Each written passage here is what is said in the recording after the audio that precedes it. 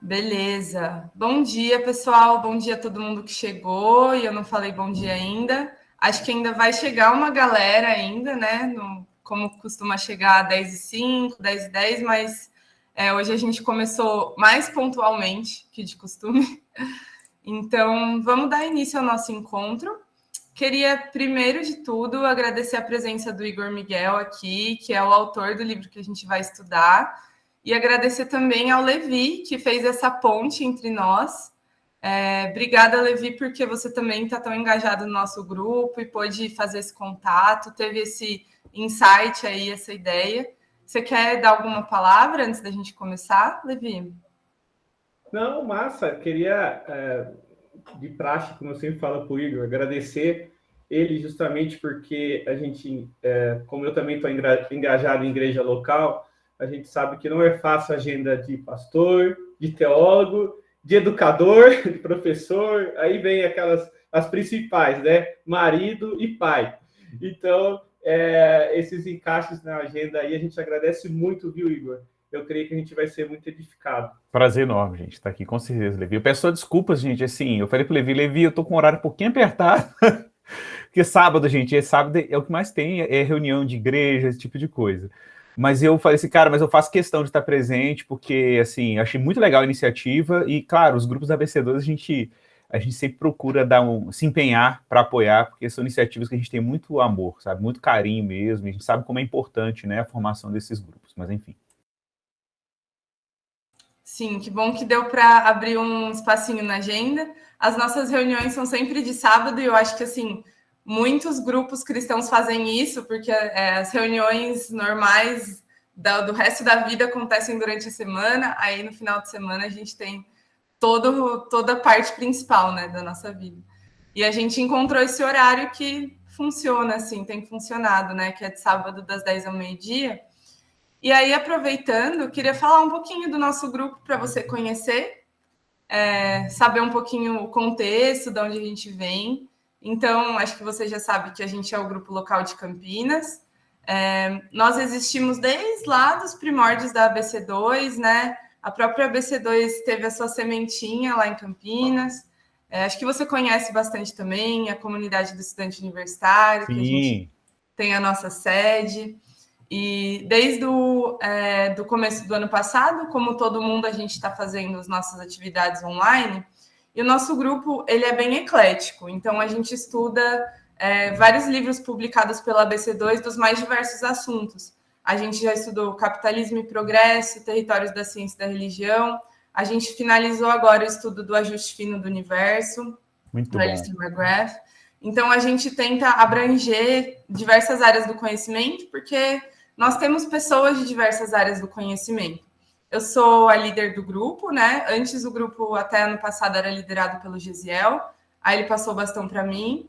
E a gente tem aqui a Amanda, a Ana Beatriz Furtado e o Arthur, que são os co-líderes do grupo, né? Então, a gente tem essa estrutura de funcionamento e a gente decidiu escolher estudar, a gente escolheu estudar o seu livro justamente no final desse ano e também porque a gente está pensando em começar presencial ano que vem, porque, basicamente, nós temos muitas pessoas do nosso grupo que já desenvolvem alguma atividade intelectual.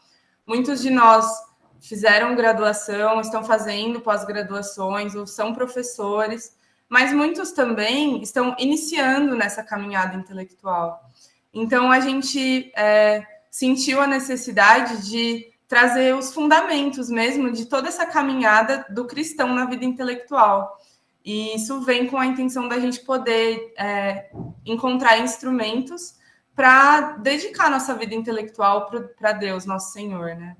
Então, a gente espera que isso possa trazer muitos frutos para o nosso grupo, que possa nos ajudar a engajar numa vida intelectual dedicada ao Senhor para quem está começando, mas também para quem está já lá na frente e agora tem a oportunidade de parar e repensar, né, como tem feito como tem lidado com essa esfera da vida. Então, eu estou bem empolgada, como a Bia acho que falou, a Bia, o Levi, a Amanda já fizemos o curso Fundamentos da Vida Intelectual. Eu trabalhei como tutora na primeira turma Então, a gente espera que todos aqui do grupo possam fazer esse curso também, que vale muito a pena. Foi um divisor de águas na minha vida, gente, de verdade. É um curso que toda vez que lançar, eu vou fazer muita propaganda. E o primeiro módulo é basicamente esse livro que a gente vai estudar. Então, se você for fazer o curso, o primeiro módulo, você já vai estar super familiarizado, já vai ter conversado com o professor aqui, então vai ser muito bacana. Aí, gente, para quem chegou agora, bom dia de novo. A gente está aqui com o Igor Miguel. O currículo do Igor é meio extenso, né? Mas o que eu lembro aqui de cabeça é que ele é teólogo, pedagogo e fez um mestrado em letras e hebraico, certo? Na USP. Acertei. E, é claro, é o autor do nosso livro, A Escola do Messias. Acertei. Ai, que bom. Então, Igor, seja bem-vindo. A gente pensou em umas perguntinhas para te fazer agora, para você nos ajudar. Então, Bia, você que está com elas na mão. Legal. Então, obrigada de novo, Igor, também, em nome do grupo todo. Prazer. O prazer é nosso. Então, como a Má falou, e eu também falei, alguns de nós fomos alunos seus, e a gente conhece um pouquinho mais da história e de como esse livro surgiu, né, como ele nasceu. Mas eu queria que você contasse um pouquinho para as outras pessoas, assim, quem não foi seu aluno ainda, né, sobre como foi o processo de escrita, de como esses temas surgiram para você. Muito bom. Ô, Bia, obrigado pela pergunta. Então, pessoal, assim, na verdade, o livro ele nasceu de inquietações que eu tinha no campo da epistemologia mesmo. Eu tinha algumas questões no campo da epistemologia, né, e não quero chover no molhado, mas pedagogo tem esse problema, tá? A gente tem que explicar os termos, então, assim, eu não parto do princípio que todo mundo sabe o que significa, tá? Apesar de que eu sei que eu corro enorme risco de estar cometendo esse erro aqui, mas enfim. Mas, na verdade, o termo epistemologia, né, um termo vem de episteme, é um termo que é utilizado no campo, principalmente no campo da filosofia, para descrever o trabalho de reflexão filosófica no campo da teoria do conhecimento, ou seja, todas as perguntas relacionadas sobre a possibilidade do conhecimento, a viabilidade, a finalidade, etc. Ou seja, a pergunta clássica, o que é conhecer, é possível conhecer? Esse tipo de pergunta está muito relacionado ao campo da epistemologia. Só que a epistemologia, ela não é uma exclusividade da filosofia em si, da disciplina filosófica em si. A epistemologia, a preocupação sobre o ato de conhecer e a sua natureza, seus objetos, é uma preocupação de outros campos também, inclusive da teologia. Por isso, se eu pudesse classificar o livro, ele se encaixaria numa subdisciplina que eu chamaria que a gente chama de epistemologia teológica, né? É a preocupação que a teologia tem com o campo do conhecimento propriamente dito. De que maneira a teologia se relaciona com o ato de conhecer, né? Então, essa preocupação epistemológica, que para muita gente é do campo da filosofia, no meu caso era do campo da teologia. De que maneira as faculdades que Deus nos deu e os dispositivos que Deus nos deu para conhecer estão relacionados com o conhecimento de Deus propriamente dito, né? Então, essa era uma inquietação. Claro, era uma inquietação que também tinha um ponto de contato com a educação, porque é uma área que eu também atuo, minha formação também secundária, em pedagogia, mas quando eu falo secundária não quer dizer que ela é submissa hierarquicamente à teologia. Eu falo secundária porque eu formei em pedagogia depois da teologia, né? E a minha pesquisa, inclusive, lá no Departamento de Línguas Orientais da USP, quando ainda tinha lá na FEFELET o Departamento de Língua Hebraica, Cultura e Estudos Judaicos, agora depois acabou, agora está na Letras, como um campo de tradução e etc., mas naquela época, minha pesquisa era uma pesquisa interdisciplinar, era uma pesquisa que convergia o campo da teologia, principalmente exegese bíblica, né? Eu trabalhei o livro de Provérbios na minha pesquisa de mestrado, e como isso convergia para o campo de educação, porque minha tese básica na pesquisa era que Provérbios é a única obra dentro do cânon bíblico que apresenta características fundamentalmente pedagógicas, tanto na estrutura, no estilo literário, na poesia, né, que o Von Rad chama de poesia didática, né? Então eu percebi essas características. Então, assim, tem um pezinho lá na educação, tem um pezinho na exegese bíblica, né, mas é um livro basicamente de epistemologia teológica. Eu tenho uma preocupação em integrar a nossa vocação para conhecer né, e com as razões teológicas por que a gente faz isso. Então, basicamente, é daí que nasceu. Claro, não vou entrar no detalhe de que essas inquietações, eu fui forçado a sistematizar as minhas reflexões em forma de papers no curso Fundamentos da Vida Intelectual aí da BC2, né, o que acabou depois, por coincidência ou providência, o André, editor da Thomas Nelson, era meu aluno também no curso. Aí ele chegou e falou assim, bicho, isso é um livro, cara. Eu falei, é? Eu falei assim, ué, temos que publicar esses papers em forma de livro. Eu falei, então tá bom.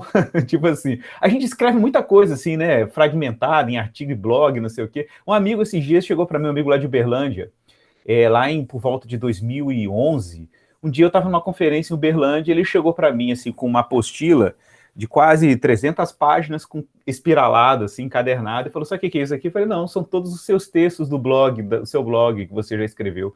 Eu quase caí da cadeira, eu falei assim, você tá brincando comigo? Eu falei, não, olha aqui. Aí eu fui olhando, eram os textos que eu escrevi no blog, tipo, em, sei lá, 10 anos, né? Só que, assim, são temas diversos e tal, aquela coisa, né? Mas eu falei, caramba, a gente assusta com essas coisas, né? Mas, enfim, é por aí, tá, gente? Que foi produzido o livro. Legal, legal. Muitos aspectos interessantes na sua resposta, inclusive, vou ter que pensar com mais profundidade.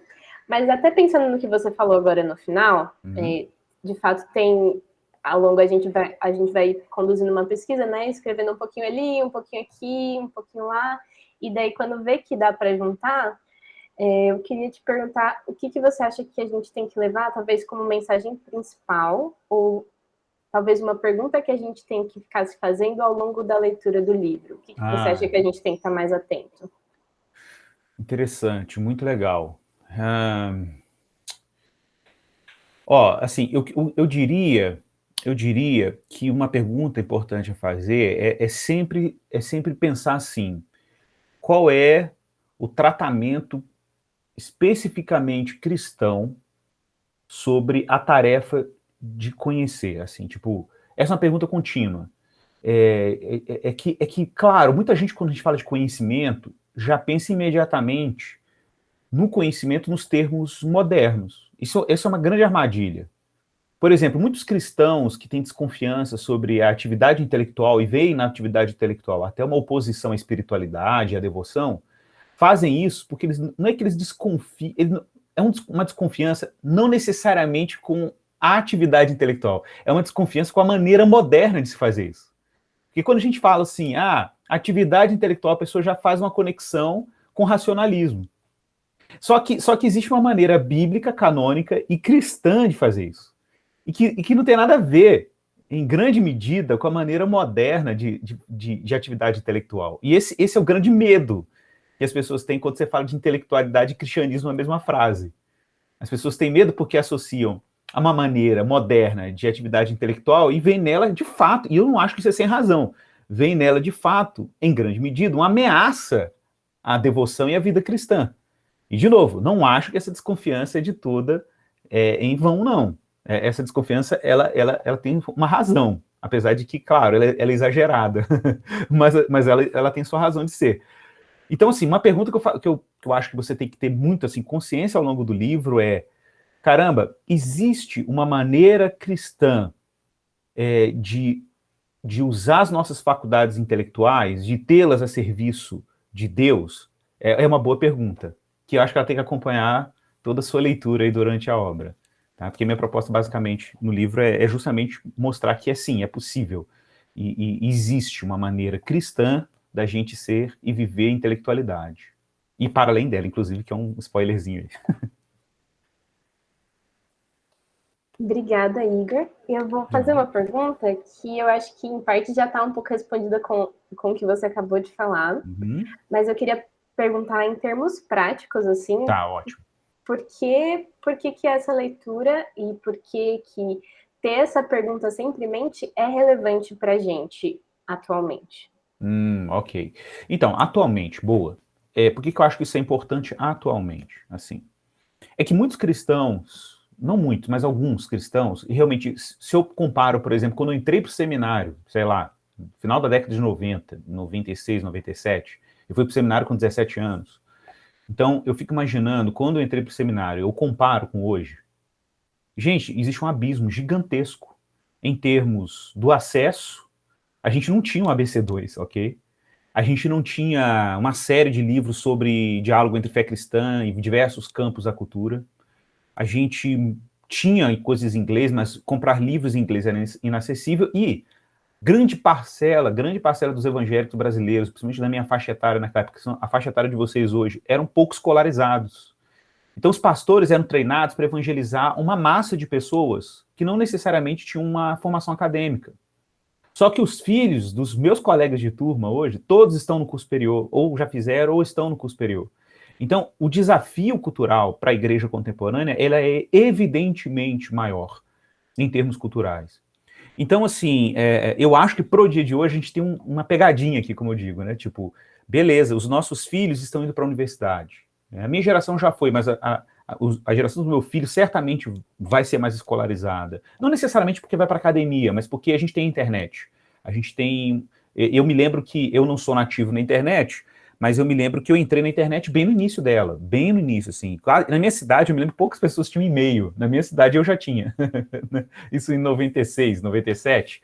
Então, assim, eu já tinha e-mail, eu já frequentava fóruns de debate teológico, em inglês, porque não tinha nada em português. Tinha poucas coisas em português, praticamente. Estavam começando a surgir os grupos, né, os fóruns e tal. A gente tinha os fóruns, né? Então, eu me lembro que aquilo já me fazia uma pessoa completamente alienígena na minha cidade, uma cidade do interior do Rio de Janeiro, você imagina. Então, não tinha isso. Era tudo muito novo, todo mundo olhava com até desdenho, eu achava que era meio doido até, inclusive, na época. Então, assim, mas a gente cometia muitos erros. Por quê? Porque era tudo muito novo, tudo era uma novidade, tudo podia ser verdade, entende? Então, a gente era muito ingênuo com a internet. Então vocês precisam não ser tão ingênuos assim. E eu sei que vocês já são menos ingênuos do que eu, com certeza. Mas assim, as armadilhas são muitas. Inclusive as armadilhas de encarar a atividade intelectual, de novo, né, como um empreendimento meramente, de apreciação meramente intelectual das coisas, sabe? Então acho assim, o livro desafia todos nós a recuperarmos um patrimônio intelectual. Eu chamo isso no livro, né, um depósito fidei. O depósito da fé é que, ao longo da tradição cristã, a igreja cristã acumulou um tesouro de conhecimento e sabedoria que nós precisamos apreciar. Isso é até uma coisa que eu falo no livro. O empreendimento intelectual para um cristão não é um empreendimento moderno também nesse sentido, não é um empreendimento individual, privado, atomizado, não é. A gente pensa em comunidade, a gente pensa junto, a gente tem uma inteligência coletiva, uma sabedoria comunitária, e que não é só comunitária no sentido local de uma igreja, também é, porque isso é muito importante, inclusive fala no livro, mas ela é coletiva e comunitária também no sentido histórico, no sentido de que a gente tem uma sabedoria acumulada historicamente. E é isso que eu acho que há uma falha, muitas vezes para o jovem cristão hoje, porque como ele tem internet, tem muitas ferramentas que possibilitam, por exemplo, acesso a conhecimento de forma autônoma, ele pode ter a tentação de que ser um intelectual cristão é se engajar numa atividade meramente individual, e não é. Ela é muito mais comunitária. Então, grupos de estudo, igreja, associações cristãs de pessoas que pensam fé cristã em cultura, arte e ciência, esses fóruns, esses conglomerados, esses think tanks, como a gente fala, né, são fundamentais para o engajamento intelectual cristão. Ótimo. Eu fico muito, muito feliz em ouvir isso e também em pensar como a gente tem esse espaço tão possível aqui na ABC2 e no nosso grupo aqui de Campinas, ele é muito especial, assim, para todos nós, claro, mas a gente gosta de pensar nele não só como um grupo de estudos, né, mas um grupo de amigos que estão juntos estudando. E queria que, considerando toda a sua fala, talvez você pudesse dar uma palavra de encorajamento para a gente, claro, assim como um grupo, claro, de como levar a leitura e levar a leitura para além dela mesma, né? Não ficar uma coisa voltada só na gente ou só nesse grupo, né? Como que a gente pode tratar isso? Então, sempre considere um fato de que vocês possuem dons e podem adquirir outros pela graça de Deus e desenvolver outras habilidades e competências ao longo da jornada de vocês, que podem levar vocês muito mais longe do que qualquer pessoa que vos ensinou. Claro, a gente brinca, né? Vocês vão ver mais longe porque vocês estão sobre ombros de gigantes, né? Então, por isso vocês vão conseguir enxergar mais longe, inevitavelmente. Por isso que vocês não podem cair num erro que o C.S. Lewis dizia, né, que era o snobismo cronológico, de olhar para a história, para o tradicional, para o clássico, para os mais velhos e desdenhar, né, desdenhar, desprezar. Não, de jeito nenhum. É o contrário, a gente tem um profundo senso de gratidão de que Deus operou pelo Espírito dele ao longo da história, de maneira providencial, para que a gente conseguisse compreender melhor, para que a gente pudesse caminhar melhor. Então, nunca desprezar isso. E segundo, encarar a vida intelectual cristã como um tipo de adoração. Uma coisa que eu falo no livro, que a atividade intelectual cristã, ela é doxológica. Ela tem a doxa, a glória de Deus como finalidade, né? Então, a gente não faz atividade intelectual para, por exemplo, entrar num jogo de associar conhecimento com poder para a gente se afirmar diante da realidade. Isso, na verdade, é bem adâmico, isso é, para ser um pouco mais preciso, isso é diabólico, para usar um termo técnico, né? Isso é diabólico, entendeu, gente? Isso aí é luciferiano. Então, tipo assim, Deus não nos chamou para isso, Deus nos chamou para a gente usar os nossos dons e as nossas habilidades intelectuais para a gente se maravilhar com Deus e maravilhar os outros com Deus, no mundo de Deus. Então, acho que isso tem muito que ver com o que vocês estão fazendo aqui, com o grupo, com a atividade que vocês estão envolvidos, né, com a dedicação e energia que vocês têm colocado. Sejam intencionais, sabe, assim, vai ler um livro, ore antes de ler um livro, mesmo. Vocês vão dar uma palestra, orem a Deus, encare aquilo como um testemunho de Cristo, como um sacerdócio, como uma tarefa missional. Sabe assim, sejam intencionais, peçam a Deus para iluminar a capacidade intelectual de vocês, para Deus dar sabedoria, revelação. E não importa o livro. Não, estou estudando aqui, sei lá, estou lendo Nietzsche. O Anticristo de Nietzsche. Pronto, vamos pegar um livro bem cristão, estou brincando. Né? Então, o Anticristo de Nietzsche. Ore antes e peça a Deus graça, para que Deus fale com vocês também, até no momento que o escritor está sendo, sei lá, está entretido com as trevas. Olha que coisa forte. Então, a gente precisa encarar de forma mais intencional o trabalho que a gente está fazendo. Coloquem isso, sabe, assim, de forma clara. E busquem inspiração de Deus mesmo, para que vocês façam o que vocês estão fazendo para a glória dele, para o serviço dele. Isso pode custar o quê? Pode custar muita coisa, gente. Pode custar menos oportunidades intelectuais? Pode. Pode custar, às vezes, uma desclassificação no processo seletivo para um doutorado? Pode. Tá entendendo? Pode. Mas também pode ser que Deus os coloque em universidades que muita gente não vai chegar, porque Deus quer vocês lá. E porque isso envolve a glória dele. Pode acontecer, também. Pode acontecer, por exemplo, como eu ouvi uma vez de um professor católico, um amigo meu, que fez questão de estar na minha ordenação, um professor de psicologia aposentado aqui do FMG, e ele era um agustiniano, a gente tinha deliciosos diálogos e conversas e tudo, e ele dizia assim para mim, eu fui para um processo seletivo num doutorado em educação no FMG, dentro da psicologia da educação, que é uma área que eu tenho envolvimento, e aí o pessoal lá era muito próximo da psicanálise, eu era próximo da psicologia do desenvolvimento cognitivo, etc., e aí o pessoal me desclassificou porque minha abordagem teórica não era necessariamente o que eles trabalhavam. Aí eu conversei com ele, falei, poxa, não deu. Aí ele foi e falou assim, fica tranquilo, cara, tem certas coisas que não vale a pena. Você tem certas lealdades que não vale a pena sacrificar para você ser aceito em determinado... Cara, escreve um livro, escreve livros, escreve artigo, publica, vai para a internet. É verdade, às vezes o caminho que a gente vai usar vai ser esse, para servir a Deus do jeito que ele nos chamou para servir. Agora, pode ser também, a gente não pode se fechar isso, que a universidade, por alguma razão, Deus nos coloque dentro da universidade, nos coloque na academia, nos coloque em grandes centros de pensamento, e glória a Deus por isso. O que a gente não pode é colar a nossa identidade com os sucessos, aparentes fracassos, nenhum nem outro. Porque a nossa identidade está ancorada em Cristo, está ancorada em Jesus, em a gente ser filho de Deus. E os nossos dons estão a serviço dele. Então, onde ele quiser ser glorificado, ele vai nos colocar lá. E amém. A gente tem que ser diligente naquilo que ele nos confiou para fazer. E pronto, é isso. Tá bom, pessoal? Perfeito, Igor. E ressoou muito a sua resposta, sim, para aqueles de nós que são professores, né? Com certeza isso ressoa bastante.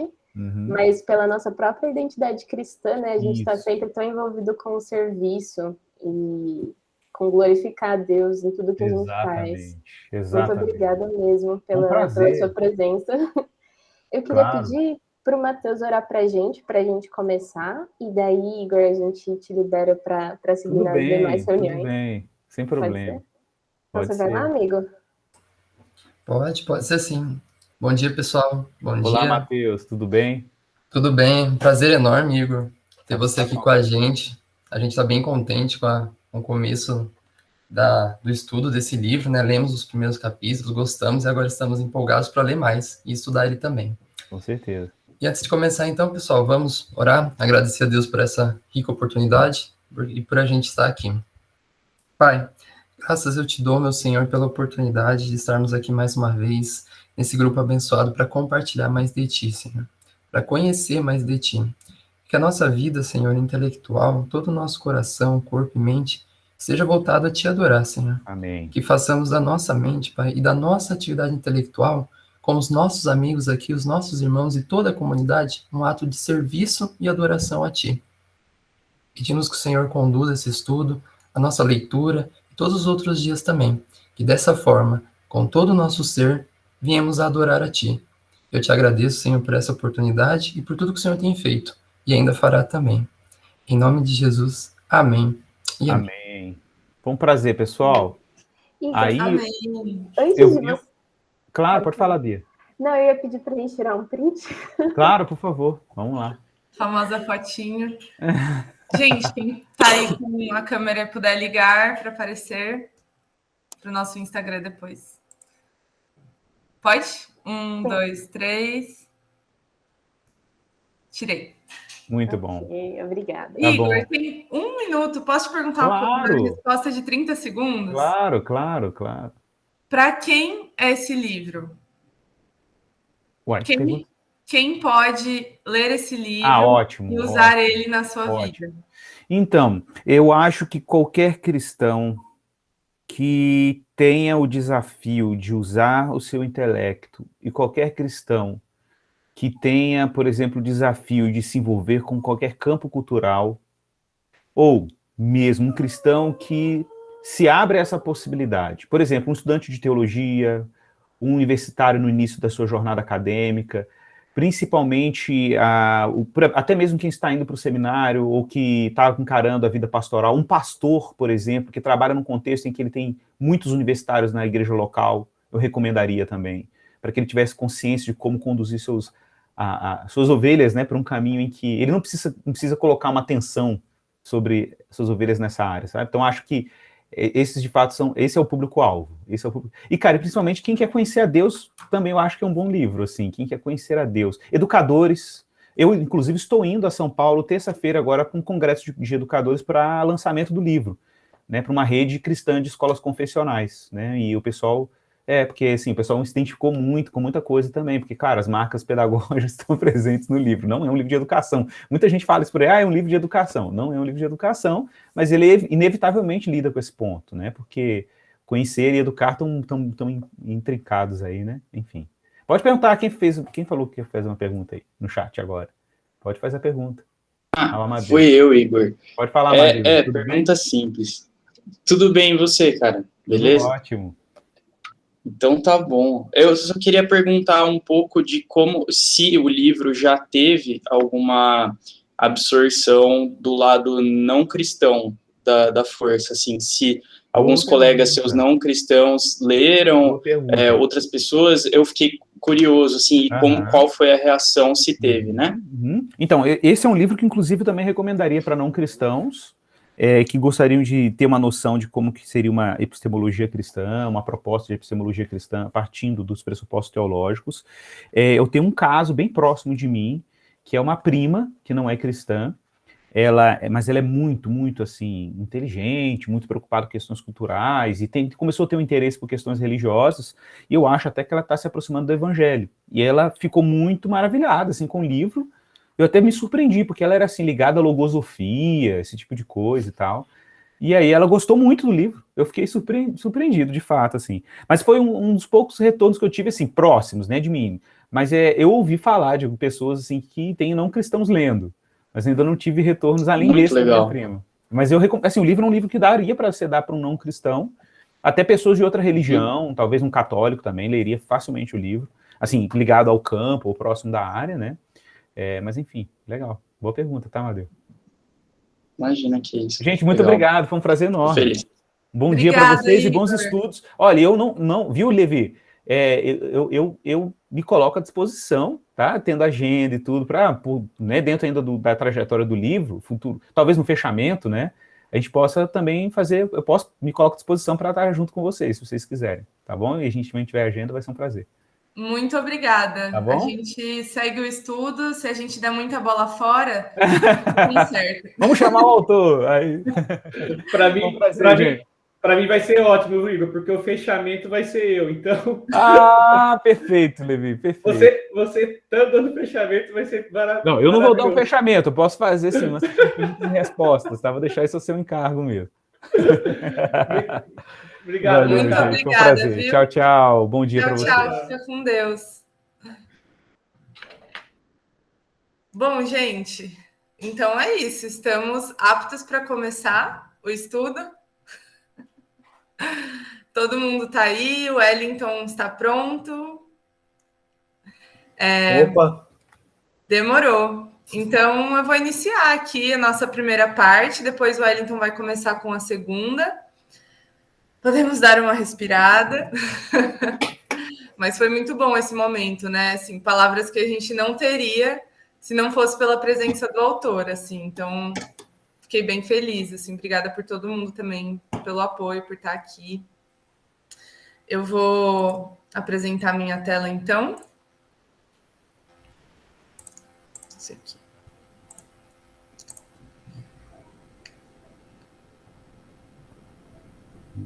Foi? Foi. Beleza, gente. Bom, a primeira parte, na verdade, o Igor abordou bastante, vários conceitos, né, que aparecem. Então, eu vou mandar bala aqui. Qualquer coisa, vocês me dão um grito. Eu não vejo vocês, então me avisem, tá? Se travar ou alguma coisa assim. A primeira parte do livro e a segunda a gente colocou junto para passar um pouquinho mais rapidinho para a gente poder estudar a terceira e a quarta com um pouco mais de atenção. O Amadeu e o Levi vão conduzir para nós a terceira e a quarta parte. E a gente nomeou esse estudo de A Revelação de Deus e o Conhecimento Humano, Teologia, Cosmologia e Antropologia. Basicamente, agora eu vou apresentar os conceitos que a gente vai precisar para ir para a segunda parte que o Wellington vai conduzir. Então, agora é uma parte mais de a gente adquirir alguns instrumentos para depois a gente ver como eles funcionam na prática, dentro da teologia, dentro da cosmologia e dentro da antropologia. Então, como o Igor já falou, esse aqui é um trecho da introdução. O livro, basicamente, tem uma proposta de oferecer os contornos para uma atividade intelectual explicitamente cristã. Eu quis ressaltar a palavra explicitamente porque talvez nós cristãos que já praticamos alguma atividade intelectual, para a gente falar uma atividade intelectual cristã pode ser irrelevante, porque somos cristãos, já praticamos atividades intelectuais, por que eu preciso desse livro? Talvez você precise desse livro porque a sua atividade intelectual ainda não é explicitamente cristã. E para a sua atividade intelectual ser explicitamente cristã, você não precisa necessariamente, vou fazer uma filosofia da epistemologia cristã, vou fazer uma crítica de arte de uma perspectiva cristã. Não, tem jeitos de você colocar sua vida intelectual para Deus sem que você precise escrever uma tese de mestrado sobre Deus, né, por assim dizer. E aí esse livro nos ajudará muito nisso, né? E aí, quais são os conceitos novos que a gente vai aprender? Primeiro, ele mobiliza uma ideia que a gente estudou aqui, sempre isso aparece em algum livro da BC2, que é a ideia da tradição, né, do MacIntyre. E o Igor usa essa expressão, né, racionalidade transtradicional da tradição cristã. Parece um palavrório bem grande, mas vou tentar explicar mais ou menos o que ele quer dizer, né? Qual que é, assim, bem rapidamente, bem resumidamente, sem grandes pretensões, explicar esse conceito do MacIntyre. Então, o MacIntyre explica que dentro do mundo, né, a gente tem diferentes tradições. Cada tradição tem uma explicação para a realidade, tem os seus próprios valores morais, tem a sua própria linguagem, tem a sua própria liturgia. Então, a gente entra em contato, conforme a gente explora o mundo, com diversas tradições. Nós nascemos em uma tradição. Talvez você tenha nascido numa tradição cristã evangélica, talvez uma tradição cristã católica, mas mesmo se essas pequenas tradições forem diferentes, tenho certeza que todos que estão aqui no grupo, até onde eu sei, nasceram dentro do Brasil, estão inseridos numa certa tradição ocidental, de cultura, de liturgias, de linguagem, de valores morais. E o MacIntyre explica isso de um jeito muito mais detalhado e completo, né? Claro, do que eu expliquei aqui. E ele coloca da própria tradição iluminista, que o Igor Miguel cita, que é uma tradição específica que até hoje a gente mobiliza conceitos dela, e uma tradição que considerava a racionalidade como o critério último de determinação de qualquer coisa na nossa vida. Então, é o que ele chama de autonomia da razão, né? Mas essa não é a única tradição possível para nós. E aí ele coloca que dentro desse espectro de tradições, que é muito grande, a tradição cristã pode se destacar. A tradição cristã pode ser defensável na esfera pública em diálogo com essas outras tradições. Então, como não existe uma neutralidade, como a tradição iluminista tentava defender, as diferentes tradições podem sim dialogar e podem sim, cada uma ocupar o seu espaço e funcionar do modo próprio, né? E aí ele fala que a tradição cristã tem uma vantagem específica com relação a outras tradições, que é a tradição cristã consegue explicar a própria existência de outras tradições. Então, isso que ele chama de universalidade, né? Deixa eu voltar no slide aqui. A tradição cristã se coloca como uma racionalidade transtradicional porque ela consegue explicar por que existem tradições diferentes, né? Com todo o seu aparato filosófico, teológico, a tradição cristã tem essa vantagem sobre outras tradições, vamos dizer assim.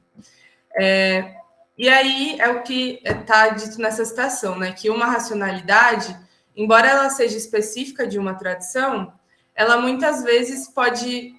Ixi, tem um erro de digitação, assim.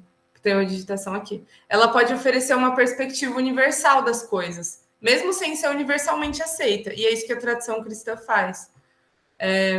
E aí, qual que é uma da peculiaridade da tradição cristã? Que ela não entende o conhecimento como um empreendimento simplesmente humano.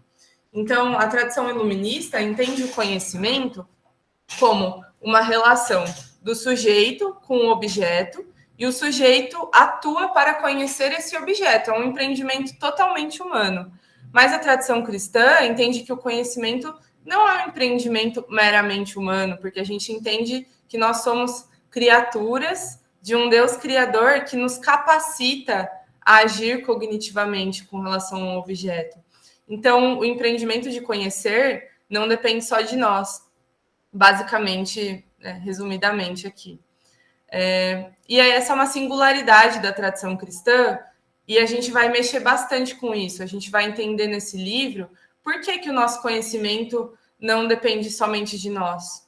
Por que o ato de conhecer não é simplesmente um ato humano, algo que um ser humano faz individualmente, autonomamente. E aí, para explicar tudo isso, eu vou explicar dois conceitos aqui principais que ele traz nessas partes, que é o conceito de pulsão religiosa e o conceito de revelação. O conceito de pulsão religiosa diz respeito a um homem que procura algo. E o conceito de revelação diz respeito a um Deus que se deixa encontrar, um Deus que se revela. Mas começando pela pulsão religiosa. Essa é uma ideia que muitos filósofos trazem. Eu achei que o Igor resumiu ela muito bem no livro. Um conceito mobilizado especialmente pelo Doiverd, que ele cita bastante, mas o Doiverd é um autor não muito fácil de ler, então acho que esse resumo que a gente teve no livro foi bem providencial. Ele diz respeito à pulsão religiosa, diz respeito a uma condição humana. Então, é algo de todos os seres humanos. Todos os seres humanos têm uma inquietação, têm uma curiosidade para entender o mundo de uma determinada maneira. Esse é um aspecto especial da condição humana, porque nem todos, aliás, o ser humano é o único animal que tem esse tipo de desejo, tem esse tipo de inquietação. E também é uma especificidade da condição humana, a gente entende, porque nós somos criaturas criadas por Deus dentro da perspectiva cristã. O Igor colocou no livro aquela frase bem famosa do Agostinho, né, que é: inquieto está o nosso coração, enquanto não repousar em ti. Não lembro se eram exatamente essas as palavras, mas o que o Agostinho coloca é que o ser humano fica inquieto até que ele encontre o motivo da inquietação dele. E o motivo da inquietação dele é o próprio Deus Criador. E um aspecto bem intrigante dessa pulsão que nós temos é que o ser humano ele é equipado com algumas faculdades que permitem ao ser humano que encontre o descanso dessa pulsão. Deus nos criou de tal maneira que a gente pode olhar para a realidade e a gente pode compreender a realidade por causa das nossas faculdades cognitivas.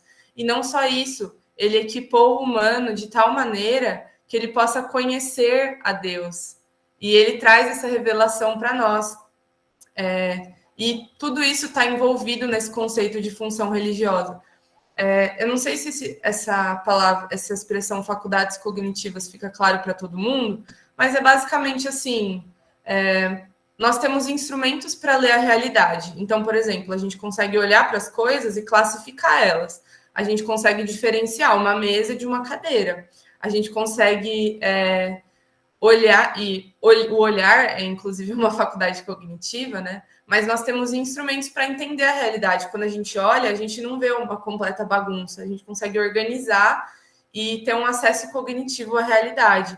E isso é o que complementa a nossa pulsão religiosa. E não só isso, a nossa pulsão religiosa tem uma finalidade doxológica. Então, Deus colocou isso no ser humano para que isso pudesse ser para a própria glória de Deus. E vocês percebem como isso é muito maior do que a nossa mera atividade intelectual? Isso não diz respeito somente à leitura de um livro, a uma tese de mestrado, a um trabalho de faculdade, a uma aula que você possa dar. Isso diz respeito a todo modo como nós conhecemos a realidade. E qualquer pessoa precisa conhecer a realidade em algum nível.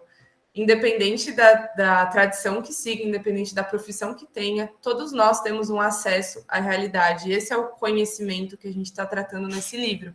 E fazendo o link com o que o Igor falou, eu penso que também esse seja o motivo pelo qual esse livro é para todos nós, independente de sermos acadêmicos ou não. Mas, bom, se essa pulsão religiosa tem uma finalidade doxológica, isso significa que, de algum modo, Deus vai se revelar para nós. Deus se revela para o ser humano. E no curso do FVI, para quem estava, talvez lembre, ele usa uma metáfora que ele até coloca um pouco no livro, mas nas aulas lá ele tem uma oportunidade de desenvolver mais, né? Ele usa essa metáfora do rádio, né? Então, ele fala que a revelação de Deus é como uma mensagem, que está sendo transmitida por esse rádio, e o ser humano precisa ir e ajustar a sintonia para pegar a frequência certinha para entender essa revelação. E ela é continuamente sendo transmitida. Essa é a autorrevelação de Deus. E ela vai ser a principal fonte de referência para a nossa atividade intelectual. E o que é interessante dessa autorrevelação de Deus... E, gente, quando eu pensei isso, foi tipo, eu pensei, nossa, meu Deus, é muito bom mesmo. Porque, assim, a gente, na igreja, enfim, na nossa vida, a gente pensa muito sobre como Deus nos salvou, sobre como Deus está restaurando o seu reino, está cuidando da criação, está mantendo a criação. Mas, gente, a primeira coisa de tudo isso é que Deus se revelou.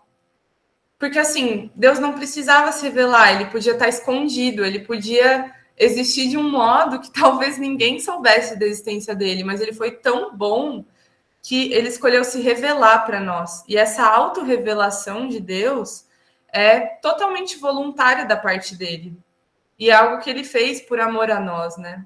E essa autorrevelação está na própria estrutura da realidade. Nossa, acabei de perceber aí que saiu a marca d'água do Canva. Mas tudo bem, todo mundo já sabe que eu faço meus slides no Canva, né? Então, Deus, ele se autorrevela na estrutura da realidade, né? Não só quando a gente olha e a gente vê, assim, uma maravilha da natureza, a gente vê uma igreja convivendo muito bem, a gente vê o amor entre irmãos e a gente vê Deus.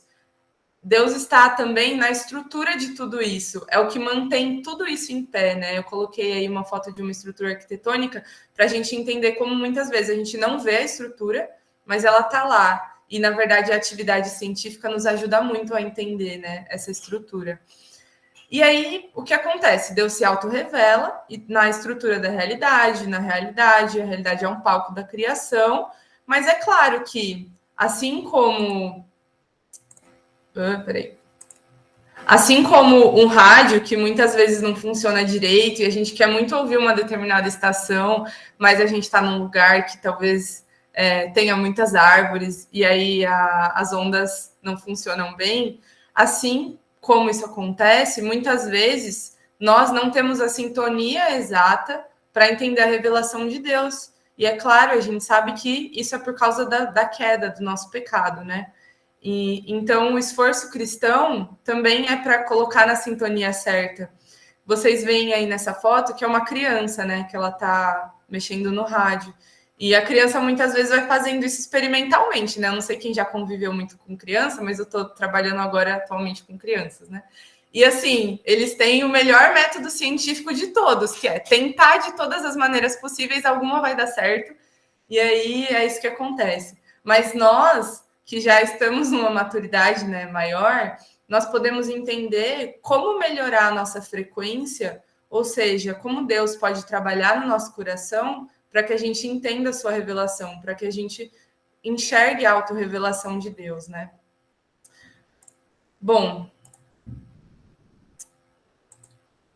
aí, outro problema de tudo isso que o Igor abordou na nossa fala.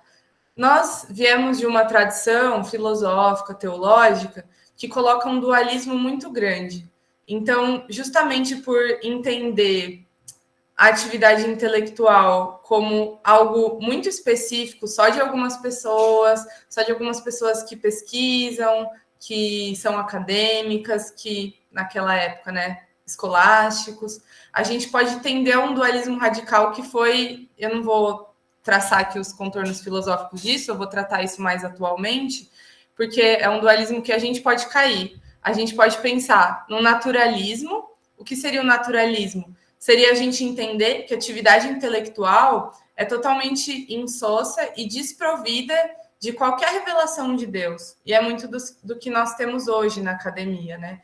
Então, ou a gente pensa que o ser humano é responsável totalmente pelo ato de conhecer, ou a gente pode cair num misticismo, que é nenhuma faculdade cognitiva do ser humano é relevante para o conhecimento. O conhecimento é totalmente uma dádiva de Deus e, enfim, não existe nenhuma atividade cognitiva que o ser humano possa fazer para isso. É um pouco desse dualismo que a gente vive hoje, é um pouco com esse dualismo que a ABC2 tenta lidar, né? O naturalismo, é claro, é uma doutrina filosófica muito mais complexa, mas entende a atividade intelectual como puramente racional, e o misticismo não liga para o racional, entende o racional como algo a ser defendido, como algo diabólico, enfim. É um pouco isso que a gente vive nas igrejas. E a tradição reformada, ela tenta quebrar com esse dualismo. Ele mobiliza lá o conceito do João Calvino de duplex cognitio Dei, não sei se é assim que pronuncia, mas também existem vários outros reformadores e outros conceitos filosóficos que buscam lidar com esse dualismo, mas esse conceito ele é bem interessante porque ele mobiliza bastante coisa, que é o duplo conhecimento de Deus, e ele usa, depois disso, a confissão belga, que é muito legal, porque duplo conhecimento de Deus. Por que é duplo? Porque Deus se revela de duas maneiras. Deus se revela na criação e Deus se revela nas escrituras. E aí eu queria citar aqui a Confissão Belga, porque eu gosto muito, tenho um apego emocional com ela. E eu vou ler aqui para vocês o que diz. Eu já passei do tempo que eu queria passar, né? Então, bora lá. A Confissão Belga diz assim: nós o conhecemos por 2 meios. Primeiro, pela criação, manutenção e governo do mundo inteiro, visto que o mundo perante nossos olhos é como um livro formoso, em que todas as criaturas, grandes e pequenas, servem de letras que nos fazem contemplar os atributos invisíveis de Deus, isto é, o seu eterno poder e divindade. Segundo, Deus se fez conhecer ainda mais clara e plenamente por sua sagrada e divina palavra, isto é, tanto quanto nos é necessário nesta vida para a sua glória e para a salvação dos que lhe pertencem. Então, Deus se auto-revela e nós podemos conhecê-lo desses modos através da criação, ou seja, através de tudo que a gente vê, inclusive de nós mesmos, mas Deus também se revela na sua palavra, né? Especificamente para a salvação, e como diz na Confissão Belga, eu gosto muito dessa parte, que é tanto quanto nos é necessário nessa vida. Então, tudo que está aqui é o que nos é necessário conhecer de Deus na nossa vida. E aí que a gente tem esses 2 conceitos, né, que é de revelação geral e revelação especial. Eu acho que isso não chega a ser cunhado pelo João Calvino, pelo que eu entendi, esse é um conceito do Bavinck, que o Igor usa bastante também. E quando a gente fala de revelação geral, é basicamente toda a realidade. E toda a realidade é fruto da graça de Deus. Se a realidade é fruto da graça de Deus, significa que quando a gente olha para a realidade, a gente consegue entender um pouquinho mais de quem Deus é. A gente consegue ver algumas setas que apontam para Deus, né? E a gente quebra também com essa dicotomia entre natural e sobrenatural, porque eu não vou entrar muito nesse ponto, porque senão vai tomar muito tempo. Mas então toda a criação ela é um palco para a revelação de Deus. E aí, isso é muito legal, porque não é somente a criação das paisagens belas, do mundo natural, sem a intervenção do ser humano, das montanhas, dos desertos, dos mares, mas Deus se revela também nos eventos históricos, nas atividades culturais. Ele traz uma citação do Bavinck, se eu não me engano, de que toda a natureza e toda a história da raça humana, a história dos povos, a história dos animais, tudo isso revela a glória de Deus. Acho que ele fala até também a história das famílias e pessoas e gerações. Tudo isso revela a glória de Deus, porque Deus escolheu se revelar para o ser humano. Mas nós temos também a revelação especial, que ela vem para aprofundar esse conhecimento de Deus. Por causa do nosso pecado, nós não conseguimos simplesmente olhar para a realidade e entender quem Deus é e todos os aspectos, todos os atributos, todas as maravilhas de Deus. Deus teve que se revelar especificamente. E aí, para quem estava... Não lembro em qual estudo, acho que foi no Mundo Perdido de Adão e Eva, talvez, que o Amadeu falou do N.T. Wright, que Deus... Não era o N.T. Wright, agora me confundi com os autores, talvez. Mas que Deus tem um projeto de resgate para a humanidade e ele traz o seu filho, enfim, todo o drama, né, das escrituras que a gente vê, tudo isso revela quem Deus é, e não só a gente pode olhar para a história e entender essa história e como ela revela os atributos de Deus, mas essa história está narrada de um modo específico, em um lugar específico, que são as Sagradas Escrituras, e hoje nós temos acesso a elas para ter acesso a essa revelação especial de Deus. E aí, eu trouxe essa citação do Doiverd, porque se tudo isso está lá disponível no livro mais vendido do mundo, né? Eu não pesquisei agora, mas até onde eu saiba, a Bíblia é o livro mais vendido do mundo, né? Isso está disponível para nós. Isso não está disponível simplesmente para quem é acadêmico e entende a revelação especial de Deus na estrutura da realidade. Essa citação é muito legal do Doiverd, eu vou ler ela, e ela está no curso do FBI também, para quem fez. Ela diz assim: Deus não fala a teólogos, filósofos e cientistas, mas Deus fala a pecadores perdidos em si mesmos. feitos seus filhos pela operação do Espírito Santo em seus corações. Nesse sentido central e radical, a palavra de Deus, ao penetrar na raiz do nosso ser, tem de se tornar o motivo poder central de toda a vida cristã, incluindo a atividade intelectual, né?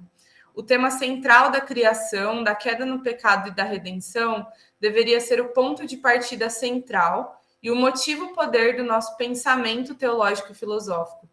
Então, porque Deus escolheu se revelar através das Sagradas Escrituras, esse conteúdo que a gente pode entender por causa da operação do Espírito Santo deve ser o ponto central da nossa atividade de entendimento da revelação de Deus na realidade, na estrutura criada.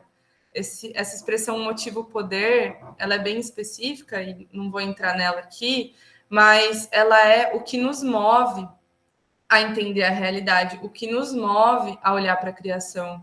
E se as Sagradas Escrituras, a operação do Espírito Santo, a salvação de Deus é o que nos move a olhar para a criação, é o que mantém o nosso conhecimento da criação, a gente pode ver agora como isso pode acontecer na prática, como isso pode acontecer na nossa teologia, na nossa cosmologia e na nossa antropologia, que são as categorias que o autor vai tratar.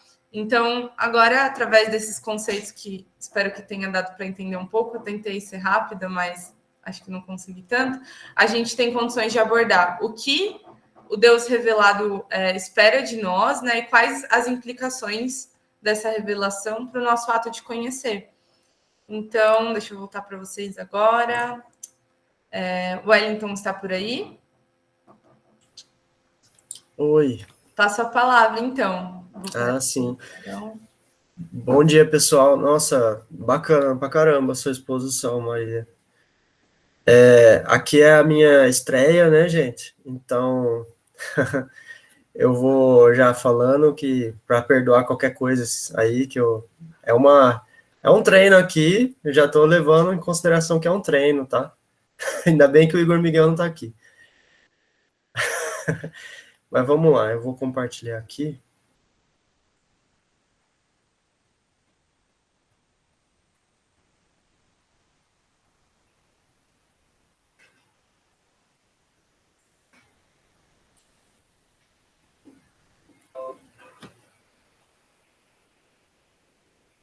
Tudo certo aí, gente? Tá dando para ver? Sim. Perfeita. Será que só dá para ver a tela ou dá para ver a tela do meu browser aqui também? Não, né? Dá para ver o seu mouse assim? Não, entendi. Eu achei que tava outras coisas aparecendo, mas beleza, é isso aí. Bom, gente, a gente viu que essa questão do que ela falou, né? O princípio do nosso conhecimento é Deus. E o que ele revelou. O que o Igor coloca aqui agora, nessa próxima parte, ele vai estar desenvolvendo um pouco mais a respeito do que Deus revela na criação, né? E a partir dessa revelação, como que a gente conhece, né? Igual eu coloquei essa frase aqui, quais as implicações da revelação de Deus para o nosso ato de conhecer, né? E é interessante muito isso que aborda uma questão muito, como ela já colocou, de comunicabilidade. E é essa interação viva, vamos colocar assim, né? Deus é o conteúdo da revelação. Eu coloco alguns textos que são meu, que eu pensei assim, porque às vezes eu tenho medo de esquecer, né? Então eu acabo colocando um texto que é meu aqui. O ser de Deus e suas riquezas, suas nuances, sua eternidade foram manifestos por meio de sua palavra. Sua palavra criou o mundo e nós o conhecemos pelo que no mundo foi revelado, tanto na revelação geral quanto na revelação especial. Aí, igual eu já falei, o Igor ele começa a focar na questão da revelação especial, né? O que Deus revela de si mesmo, Deus igual ele falou, com tanto amor, tanto esse cuidado que ele teve com a gente, ele nos possibilitou de que a gente vestisse essas lentes, né? Nos conduziu a olhar corretamente para o que nós buscamos, para o que nós desejamos conhecer, e a partir dessa lente a gente consegue enxergar o mundo de uma forma melhor. Estou usando até esse exemplo da lente, inclusive ele não fala muito dessa parte, mas eu achei interessante colocar. Então, o que podemos ver do mundo a partir dessas lentes, né? Então, ele vai dividir, né, como ela falou, como a Marília falou, essa sessão ele divide em 3 partes. Primeiro, ele apresenta Deus como supridor das lentes e das características necessárias para o homem e a criação.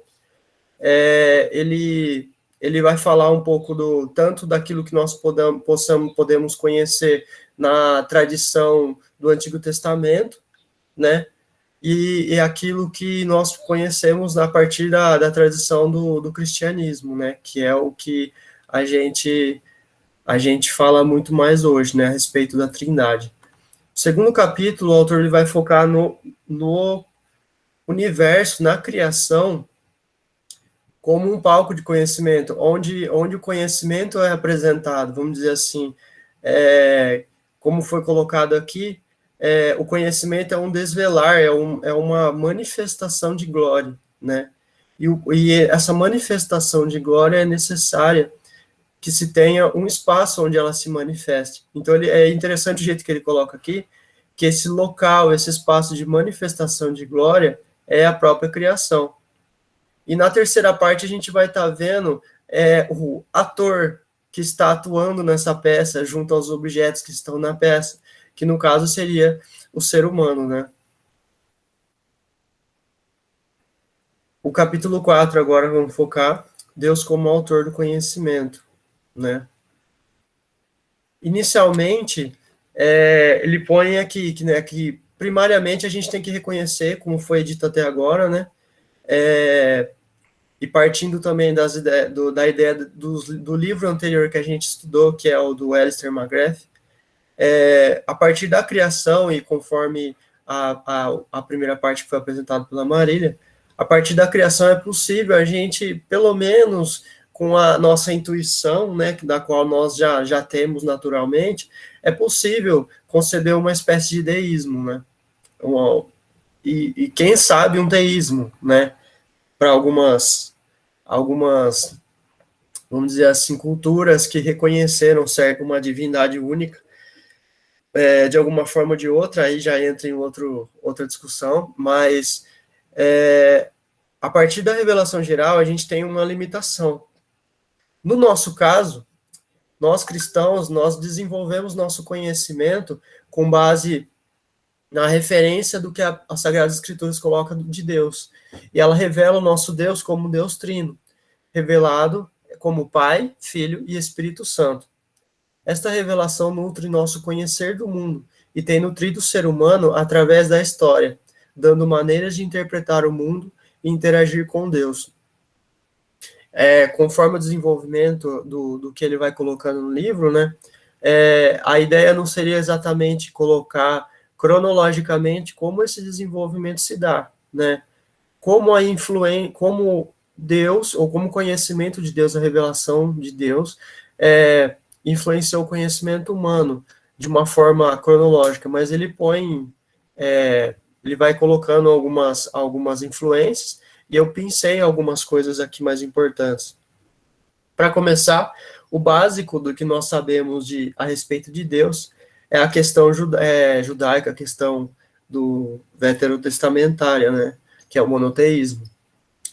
O monoteísmo, ele desde que passou a ser alvo, objeto de estudo dos filósofos não religiosos, ele tem meio que intrigado o pessoal, né? Tem um filósofo que o Igor cita, que ele não é religioso, é um judeu não religioso. Ele não conseguiu traçar historicamente uma maneira de como a ideia do monoteísmo foi concebida na cabeça de Moisés.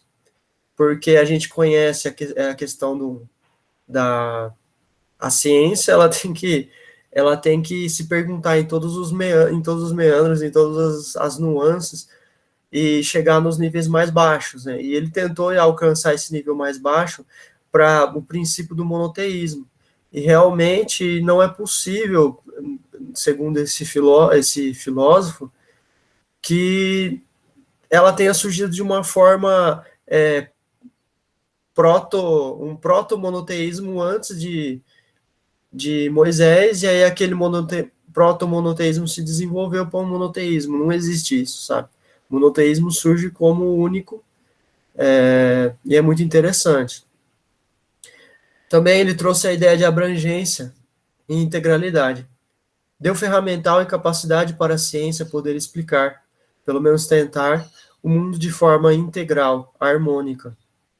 O monoteísmo, ele deu esse poder vamos dizer assim, a revelação, no caso, né, ela deu esse poder ao homem, e com todo o propósito de Deus para o homem, né, de que ele pudesse realmente olhar para o mundo e ver uma unicidade, né. Aí o Igor coloca aqui, com contraste com o que ele faz com o politeísmo, né. Este que poderia resultar em certa imprevisibilidade agonística e caos. No mundo politeísta, né, a ordem e a harmonia do universo levam necessariamente a conceber um Deus que comanda todas as coisas e um Deus único e não múltiplo, né? No mundo politeísta, o que é? Se fossem várias a comandar a criação, uma tão bela ordem não se conservaria no universo. Ao contrário, tudo estaria em desordem por causa da pluralidade de chefes, cada um puxando todas as coisas para si e lutando contra outros. E é exatamente isso que nós não vemos no mundo, né? Nós vemos apesar de todo o caos que a gente vê no meio humano e também no meio físico, que é na Terra e fora dela, né? A gente percebe que há muito mais ordem do que caos, porque se houvesse mais caos do que ordem, eu creio que não existiria a possibilidade. E a gente vê essa ordem se emergindo esse mar caótico, vamos dizer assim, como a própria Bíblia coloca lá, né? Como a gente viu no livro de John Walton, né? A outra parte que ele coloca sobre Deus, né? Aí agora a gente vai focar na revelação mais específica do cristianismo, que também é alicerçada na religião judaica, né? Essa tripessoalidade de Deus, ela dá alguns insights e discussões importantes para a nossa forma de conhecer o mundo hoje em dia, não só para os cristãos, mas para o resto do mundo, porque na verdade a gente sabe que o mundo foi banhado por águas cristãs. Então, essa bênção, ela alcançou todo mundo, né? Esses insights, como ele coloca aqui, paradoxo, o que é um paradoxo, né? A unidade na diversidade, racionalidade, comunidade e mistério. Isso banhou o mundo todo. O mundo é capaz de conseguir pensar de forma epistemológica, né, filosofar em um outro nível, tanto pela revelação geral de Deus que Deus colocou no mundo de uma forma natural, né, que também banhou os gregos, banhou todos os seres humanos, né, e na parte mais específica a nós. Então a gente conhece que a ciência se desenvolveu nesse alicerce, né. Eu gostaria de focar em dois aqui. A unidade na diversidade. A diversidade da criação está em consonância com a diversidade de pessoas na própria natureza trina de Deus. Por outro lado, a unidade dessa diversidade relaciona-se com o fato de que Deus único é a origem e o regente de toda a realidade. Essa questão eu até coloquei a imagem de uma flor aqui, né, que eu acho ela de uma certa forma simbólica. Ela tem diversas pétalas, mas ela parte de um centro, né, e a gente percebe ele coloca alguns exemplos lá, inclusive, ele fala que, ele cita o exemplo da palmeira, né, o Igor cita o exemplo da palmeira. Ele fala, você consegue discernir que uma árvore é uma palmeira. Não precisa necessariamente ser todas as palmeiras serem iguais, né? Elas não precisam ser, elas não são idênticas, mas a gente sabe que ela é uma palmeira. E é nesse sentido, essa ideia meio paradoxal, ela parece um pouco aparentemente contraditória, mas ela não é, né? Ela parte de critérios diferentes, cada coisa, né? A unidade e a diversidade desse exemplo, né, no caso. Eu gosto muito da parte que ele coloca aqui a respeito da relacionalidade e a comunidade, né. Eu vou citar porque eu acho que todo o texto dele é importante, foi muito difícil eu conseguir pensar os textos mais importantes, mas eu vou estar citando aqui vários textos, vou tentar ser bem rápido, bem breve também. A relação entre trinitária baseia-se toda ela em permuta, trocas e graças mútuas. Da mesma forma, o mundo é estruturado por uma rede de dádivas e trocas. Considere os processos metabólicos do corpo, as trocas celulares, os insetos polinizando as flores em troca de néctar, fotossíntese, permutas econômicas, a internet e assim por diante. O mundo natural, cultural e social é todo estruturado por uma lógica de relações de intercâmbio, dar e receber. Essa seria uma linguagem pactual derivada da própria Trindade. A Trindade é exatamente isso, uma relação interpessoal e eterna de amor. E ele coloca a Trindade como Agostinho coloca, né? A Trindade é fundamentada no amor. É muito interessante isso, que a Bíblia conta para nós, nos revela que Deus é amor. E a Trindade é fundamentada, com base no que a gente está conversando aqui, seria fundamentada no amor. Então, é muito interessante isso. Eu viajo na maionese com esse tipo de assunto, porque realmente é uma dança de comunhão que, inclusive, o Igor coloca no texto, né? Você tem a eternidade e a dança de comunhão na eternidade. E aí você tem uma trindade econômica. Ele cita esse termo. O que seria a trindade econômica? Após a eternidade, ou seja, Deus na eternidade, ele continua nessa trindade. Mas a trindade econômica é o quê? O revelar, o desvelar dessa trindade da eternidade no espaço-tempo. E é muito interessante, porque é o que a gente vê aqui. A gente vê como se esse invólucro, essa globalidade de amor, ela se abre e outra coisa começa a participar dela. E tá ali no meio também, entendeu? Isso é incrível, isso é maravilhoso de se pensar. Eu queria colocar aqui, antes de finalizar esse capítulo, antes de qualquer família terrena ser criada, Deus era uma comunidade com diferentes atores sociais desde a eternidade. E aí eu coloco um elemento meu aqui. Nosso modo de pensar cristão, ele é irredutível. Nós, assim, eu acho que eu posso contar por experiência própria. Pessoalmente, eu tive muito problema muitas vezes com isso, de entrar nesse tipo de discussão, de raciocínio, muitas vezes não entender que, pelo menos não foi introduzido de uma forma nesse sentido, né, que a Trindade é excepcionalmente importante para esse tipo de assunto. Porque se a gente vai pelos modos, não sei como eu coloco aqui, racionalistas de pensar o mundo, né, como a gente cresce assistindo os documentários, pelo menos há 10 anos atrás, a gente não tinha ABC2, né, e a gente cresce ouvindo os documentários, eu assistia muito documentário. Para mim, a ciência, ela era meio que não dava para questionar muito, assim, sabe? Eu dava muita importância ao que a ciência dizia. Então, eu acabei crescendo, dando muita importância a esse racionalismo, que, na verdade, é um tipo é aquilo que a gente vê de um salto metafísico da ideia do que é ciência, da metodologia naturalista, né? Naturalismo metodológico. Ele dá um salto metafísico e cria uma filosofia por trás. E eu achava que isso era o padrão. E é muito interessante essa ideia, porque muitos de nós crescemos muitas vezes assim, a gente acha que o padrão. Aí quando a gente vai pensar na criação, a gente pensa que a criação surgiu do nada. Surgiu, de certa forma, ela não é baseada em nada material anterior a ela. Porém, a criação veio dos moldes do seu próprio Criador, né? Como o Igor cita também, um autor que ele fala ali, que eu não vou lembrar, ele fala que você conhece a obra do oleiro pelo quem fez o vaso, né? Do obreiro, né?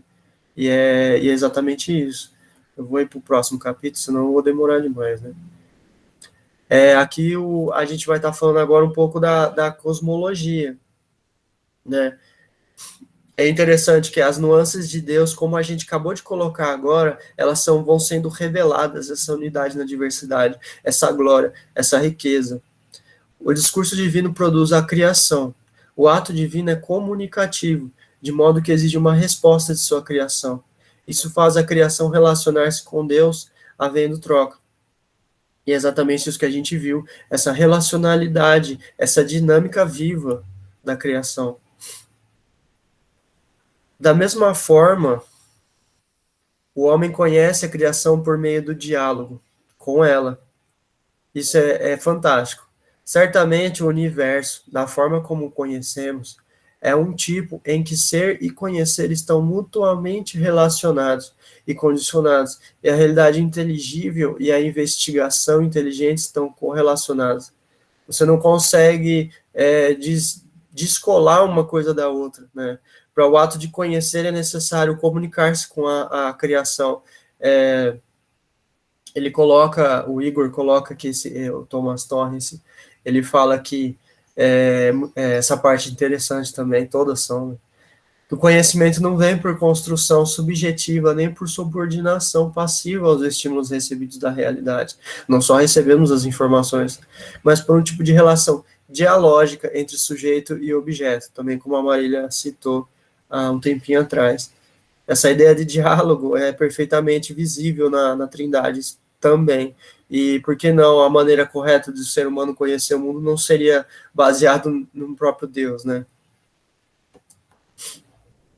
E aí ele coloca, até no livro ele põe alguns exemplos a respeito de que a respeito da variedade que existe de cosmologias no mundo. Porque a forma que você vê o mundo, que o ser humano percebeu o mundo, conforme a sua cultura, é aquilo que vai definir, aquilo que vai fundar a sua cosmologia, né? Cosmologias diferentes resultam em epistemologias diferentes. O seu modo de conhecer o mundo será diferente. E, realmente, aí ele cita alguns exemplos lá, como o panteísmo, de se ver Deus em todas as coisas, não como a gente vê, mas literalmente ver, tipo, essa xícara de café que está aqui na minha frente é Deus, o prato é Deus. Seria um exagero de um lado, né, de um extremo, e o outro extremo ele coloca também que seria o monismo, como tendo tudo de uma forma tão completamente unida, sem uma diversidade necessária, e isso realmente é também estranho, mas isso surgiu das cosmologias, né? E mais para frente a gente vai ver, e o que a Marília já pôs, que o pecado ocasionou isso, né? Aí a gente voltou para o tema da unidade na diversidade, nisso que eu estou gostando, desejando focar, né? A diversidade experimentada no horizonte da criação relaciona-se com o próprio Deus, aludindo à diversidade de pessoas existente em seu próprio ser. A diversidade da criação tem origem nos princípios, leis, que preservam a identidade e a particularidade de cada um desses seres, de modo a regular e qualificar as diferentes relações entre eles.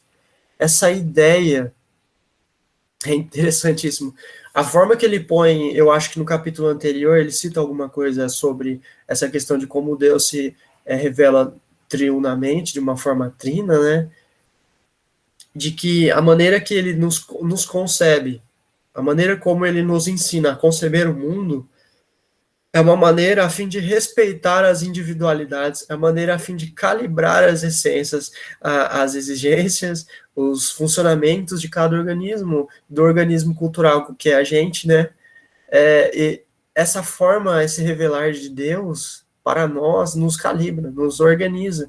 E é legal, interessante que ele coloca que o povo de Israel conhece a Deus de uma forma que as coisas em volta dele, que por causa do pecado poderiam ser fundamento, poderiam ser feito de idolatria, ser feito de fundamento, ser feito de referência, não passam a não ter a capacidade de absorvê-los.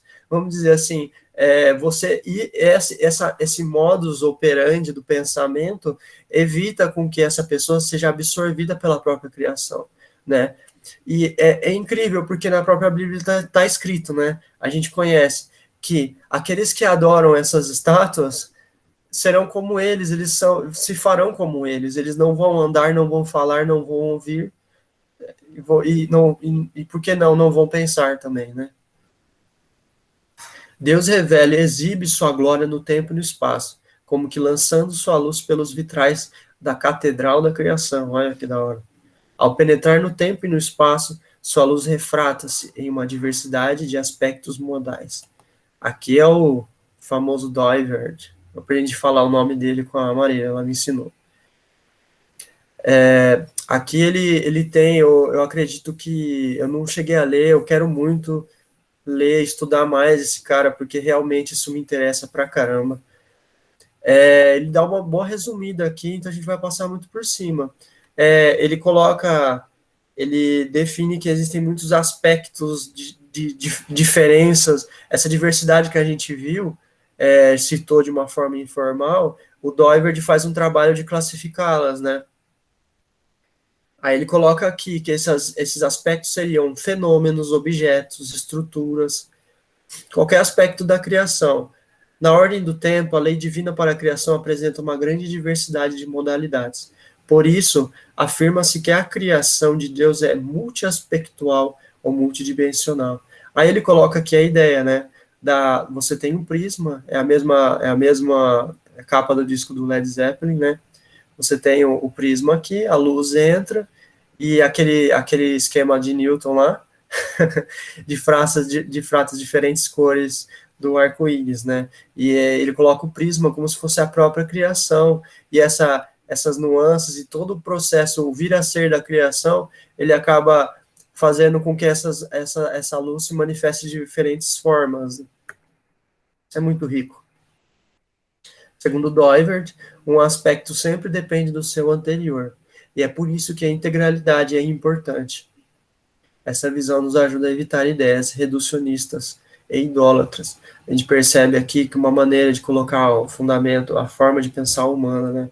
Aqui é interessante porque ele coloca, ao meu ver, eu consigo ver essa lista como uma forma, não só que a natureza ela consiste, no que ela consiste, mas também no que o nosso pensar a respeito dela consiste. Que é o primeiro, ele coloca como uma categoria básica, o numérico. Com o numérico é possível desenvolver o espacial, as 3 dimensões e as outras, né, enfim. O cinemático, que seria o movimento. Aí começa a se desenvolver elementos físicos, né, as partículas e etc. Essas partículas se organizam, o biótico. Aí o biótico produz o psíquico, o sensorial, os seres vivos, e por aí vai, até chegar em classificações muito mais complexas, no qual há uma variedade, uma diversidade. Vamos pensar, não que cada aspecto desse fosse uma cor, mas com o passar do tempo, cada aspecto vai demonstrando uma riqueza maior de cores. No caso aqui, como ele põe, o pístico seria o maior deles, né? Vamos passar para o próximo já, né? Para ir mais rápido aqui, eu estou meio que demorando. É difícil, gente. Aí, eu queria finalizar essa parte do capítulo da cosmologia, uma parte muito importante, além da gente ter visto a questão da diversidade e da unidade no mundo revelada pelo aspecto trino de Deus, ele fala sobre a condução do mundo, a maneira como o mundo depende de Deus. E esse ponto ele vai também nos ajudar a pensar no próximo capítulo, que é a respeito da antropologia, né? Aqui se não me engano, é uma citação de Calvino, né? É interessante que ele põe aqui, e isso não acionando com certo movimento universal tal máquina, em cada uma de suas partes. Eu consegui fazer uma assimilação com aquela ideia mecanicista do mundo, né, de que a gente aprendeu meio que culturalmente, sei lá, de que o mundo é como uma máquina que você aperta o play, que Deus apertou o play, né, aquela questão meio deísta, eu acho que é deísta é aquela que Deus fez, mas ele parou de ligar para o mundo. E é interessante que eu vi isso aqui na frase do Calvino, mas sustentando, protegendo e cuidando, com certa singular providência, cada uma das coisas que criou, até mesmo o menor pássaro. E essa ideia a ideia antimecanicista, uma ideia de um universo orgânico, que não basta, Deus não opera só no sobrenatural, Deus opera no natural, porque as suas leis que perpetuam dia e noite é a palavra de Deus viva, e ela está viva, ela é constantemente, vamos pensar que ela respira e ela está em constante movimento, é Deus mantendo a criação de uma certa forma, não é uma atividade mecânica. Eu fiz uma brincadeirinha aqui, no capítulo 6, tá todo mundo vendo aí, gente? Ninguém tá falando nada aí, tá tudo ok? Tá tudo certo. Ah, beleza, bom. Muito bom. Eu vou terminar já, porque vou estar correndo aqui, porque já é 11h25. Eu fiz essa brincadeirinha aqui, né? O homem é o ator, lhe falta porque, como nós vimos no começo, o autor é Deus. E como o Igor coloca também um trecho no livro dele, ele põe, o homem, ele é uma impressão finita de Deus, ele é uma impressão na natureza, literalmente uma impressão, como se fosse uma ideia impressa na natureza de uma forma finita, né? Ele é o espelho de Deus, para apontar para o verdadeiro Deus, né? Só que o ser humano é, para os cristãos, uma criatura singular. Sua natureza repousa na vocação de criatura feita à imagem de Deus. A frase que a Marília colocou lá, falou agora há pouco, fizeste-nos para ti, e inquieto está o nosso coração enquanto não repousar em ti. Isso se encaixa muito com a ideia que a gente acabou de ver, né? De que, da mesma forma que a natureza está em constante relacionamento com Deus, nosso aspecto de Imago Dei nos obriga a nos relacionarmos com Deus. Não só por dor, mas por amor. No sentido que Deus constantemente põe em ordem as coisas mediante sua palavra. Então a vida humana é para ser uma vida de constante resposta a ele. Ele te comunica e você responde, é um diálogo, é vivo. A Imago Dei deve ser cada vez mais impressa no homem durante o desenrolar deste relacionamento com o divino. Aí a gente vai entrar nesse ponto, né? O relacionamento deveria ser constante. Porém, aconteceu a queda e o pecado, né? Algo deu errado, né? Da mesma forma que alguém privado de alimentos não consegue libertar-se da fome, o ser humano, apesar de estar distante de seu Deus, não consegue afastar de sua necessidade de sentido espiritual. Sua saciedade, ela não consegue ser satisfeita, sua necessidade de saciedade não consegue ser satisfeita. Para o ser humano só lhe restou o improviso. Aí eu coloco aqui como o alienar do mundo para alienar a si mesmo, né? Ele coloca aqui, o Igor coloca aqui, toda vez que o ser humano se curva a algo que não é Deus, não simplesmente a um ídolo, uma estátua, mas muitas vezes a uma ideia, por exemplo, no nosso mundo das ideologias, das guerras ideológicas, uma ideia, as pessoas se curvam às ideias, né? Quando o ser humano, ele se curva a isso, ele compromete sua dignidade, a qual reside na integralidade de sua existência em Deus, né? O ser humano que recusa a revelação de Cristo está inconsciente, ele usa esse termo inconsciente, de sua condição fragmentada, na qual o pecado é colocado no texto do Igor, que ele desafina, fragmenta, despedaça. Ao tentar entender o mundo é a si mesmo, ele está em condição de inconsciente desse seu estado fragmentado, e quando ele olha o mundo, como o ser humano tem esse chamado para cultivar e guardar o mundo, a necessidade de conhecê-lo, a necessidade de uma certa forma dominá-lo, como é escrito a Escritura, é colocado na Escritura, Radá, né, no caso, Reino de Deus. E aí, dessa forma, ele precisa colocar dentro do seu domínio de conhecimento. Se o ser humano já é fragmentado, ao colocar o mundo no seu universo interno fragmentado, teremos um mundo fragmentado. Então, a gente começa a ter um ciclo de fragmentação, né, do universo, e você acaba tendo uma ideia de como eu coloquei aqui, um ciclo de auto-engano. Isso me ajuda, o que o Igor coloca, ele me ajuda a pensar dessa forma. Aí tem essa questão aqui, nossa, ficou cinza aqui, mas beleza. Aqui ele acabou de colocar, né, que o texto acaba de pôr. O pecado causa alienação. Segundo o autor, pode ser classificado em 4 alienações. Ele dá 4 exemplos de alienação, né? No caso, todas as alienações poderiam ser classificadas nessas. Teológica, relacionada ao centro religioso da existência humana. Psicológica, a sua forma de pensar, a sua forma de sentir o mundo. Social, seria a sua forma de se relacionar com as outras pessoas e tudo, né? E física, relacionar-se consigo mesmo, com os aspectos físicos e com a natureza, né? E nesse sentido, a gente conhece a base, o fundamento do cristianismo é Cristo, né? E Deus está num processo de resgatar o homem. Mediante a fé, a pessoa encontra sua identidade básica de espécie em Cristo, o qual o reintegra no plano divino macro de redenção, mediante a reintegração de suas partes desordenadas, vindas da condição anterior. Aí, a partir do primeiro momento que o homem é justificado, inicialmente o Logos ele entra em contato com o Logos, essa luz acende, esse olho se abre. Então, é a partir desse momento que o processo de santificação começa. É o momento em que as engrenagens, os pedaços vão começar sendo colocados para que Deus consiga nos performar na imagem de Cristo, que é a imagem de Deus. Isso aqui eu achei fantástico, já estamos acabando, já estamos finalizando.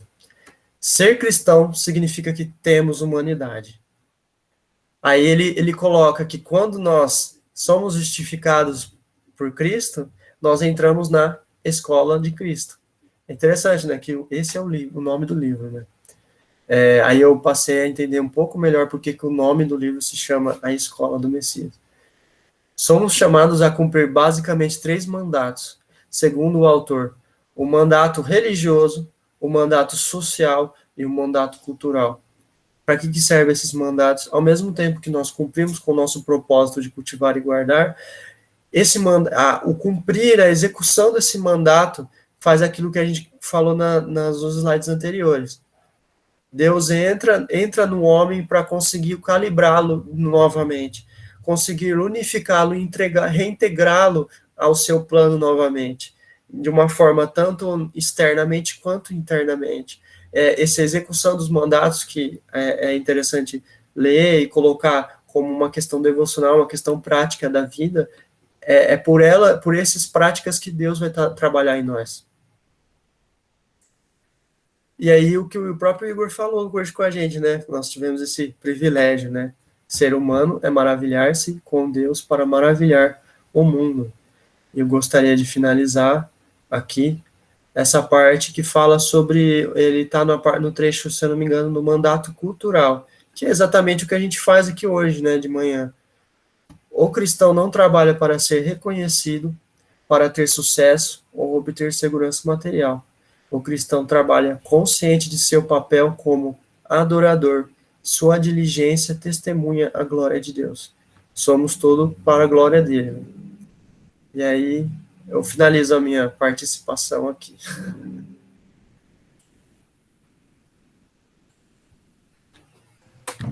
Tava tirando fotinhos aqui para registrar. Ixi. Wellington, muito obrigada. Acho que foi uma ótima estreia. Gostei muito dos pontos que você escolheu apresentar. Foi muito claro. Parabéns. Que bom. Bom saber. Muito obrigado, gente. Tamo junto. E já temos perguntas aqui, ó. O Arthur colocou. O que seria a alienação psicológica? Você quer responder? Cara, por causa do tempo curto, eu acabei passando nessa parte, eu tive que passar um pouco, porque realmente foi difícil de ler toda essa parte. Mas eu gostaria de colocar assim, a psicologia, ela coloca como o ser humano, como ele é exatamente isso que a gente viu toda hora, é sempre como a gente vê na Bíblia, é uma repetição, e a repetição, ela vai revelando cada vez mais a glória de Deus no mundo e em nós, né? O ser humano é integral, o ser humano é feito de partes. A alienação psicológica, como mais ou menos como o Igor põe no texto, eu li o texto sim, mas é difícil porque eu tive que passar ele pouco por cima, e eu tive que focar em alguns pontos mais que eu considerava mais importante. Mas, basicamente, é quando você esfacela isso, essa ideia de esfacelar o ser humano, sabe? Você não consegue observá-lo como íntegro, integral, e você começa a vê-lo não só como uma questão de vir uma batalha de ego, por exemplo, na parte psicológica do ser humano, existe sempre uma questão que o ego está entre o superego e o id, e essa batalha ela fica toda desestabilizada. Vamos dizer que o superego seria um cristão completamente raçudo, que ele meio que ele crê em Deus, mas ele é pela lei, ele vive através de uma lei cristã, vamos dizer assim, como se fosse a lei judaica. Ele tem um superego muito, muito avantajado, e de certa forma isso desestabiliza a integralidade e o equilíbrio do homem. E é mais ou menos dessa maneira que ele põe lá, assim, sabe? E até pedir desculpa, gente, porque é muita coisa mesmo para um começo, assim. Mas pergunta aí, vamos lá. Amade, fica à vontade. Eu fui desmutar aqui, eu fiquei na mãozinha de novo, desculpa. Gente, bom dia. Wellington, muito legal. Marília, muito bom. Acho que, nossa, foi uma introdução, assim, bastante coisa, mas, assim, bastante coisa boa, né? Livro muito legal, tô curtindo bastante. E acho que o que eu tinha era mais um comentário sobre uma parte que o Wellington apresentou, e que ele falou sobre essa coisa do diálogo, né? Que, por um lado, o próprio Deus, ele está numa relação em diálogo, e por isso que a nossa estrutura da própria criação é uma estrutura de diálogo, e a nossa estrutura para poder conhecer as coisas é em diálogo. Quer dizer, eu nunca sei só em mim mesmo.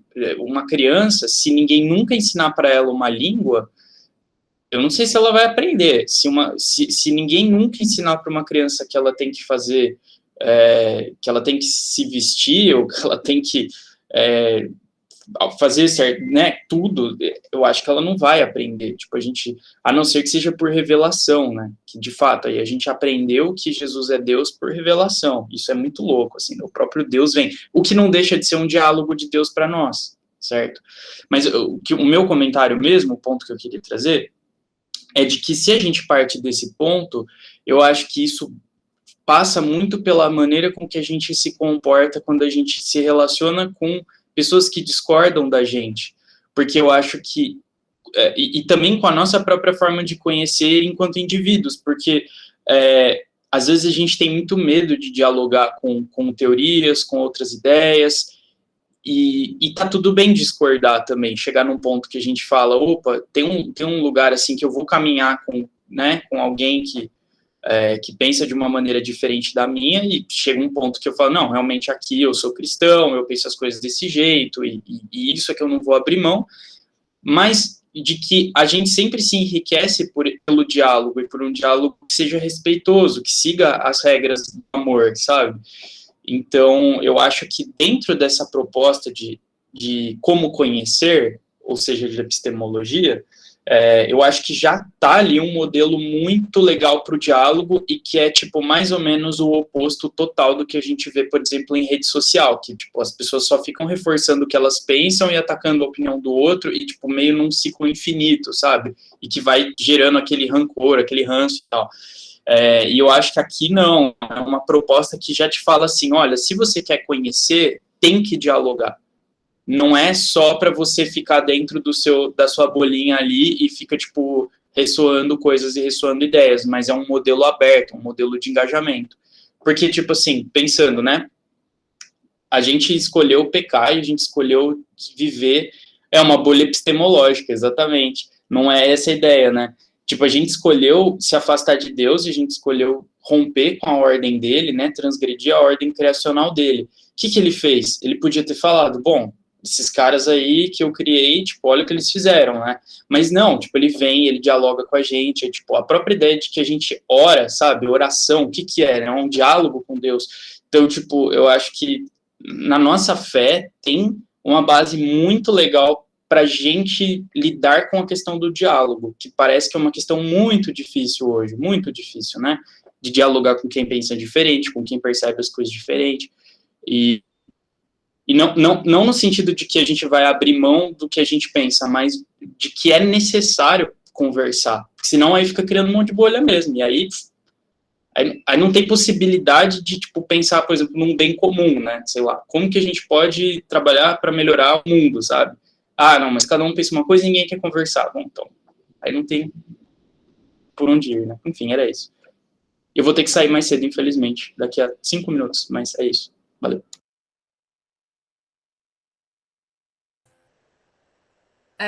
Então, que eu queria falar uma coisa sobre o comentário, daí tenho 5 minutos até você sair. Eu concordo, Amade, acho que essa é uma das implicações da teologia trinitária para nós, né? De entender que Deus é trino.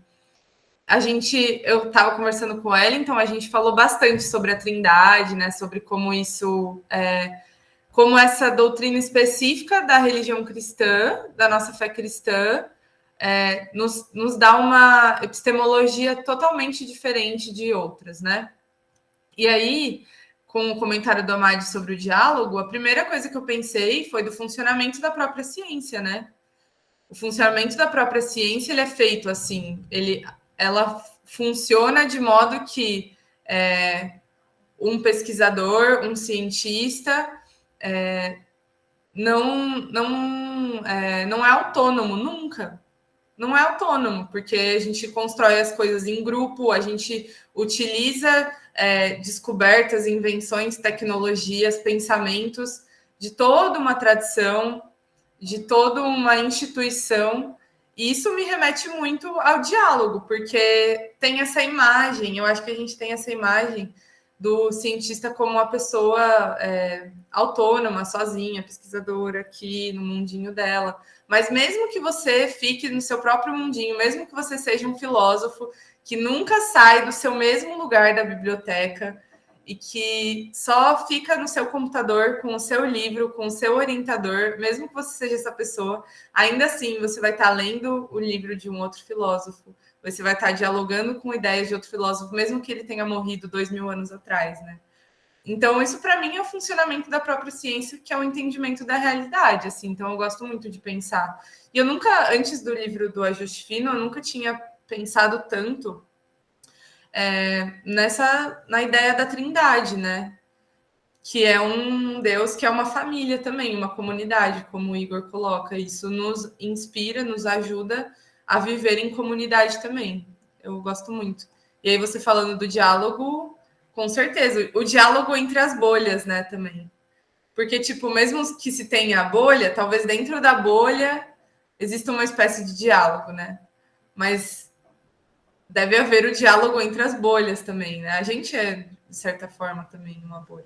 Essa até acrescentaria, a Ana, eu já vou liberar aqui, até acrescentaria nisso aí que você falou, que ontem eu tive a oportunidade de estar conversando com uma pessoa que é espírita, né, a respeito da ABC2, foi legal, e ela disse, ela me explicou um pouco mais, assim, que na realidade o espiritismo, no caso no qual ela pertence, é cristão, vamos dizer assim, aquilo acho que algumas pessoas, vocês devem conhecer, né, a respeito do Kardec, né, e ela disse que é um cristianismo, eu até falei, ela falou, é um cristianismo, faria parte, vamos dizer assim, seria vamos colocar aqui, dos cristianismos, ou do cristianismo, ela faria parte dessa bolha, vamos dizer assim.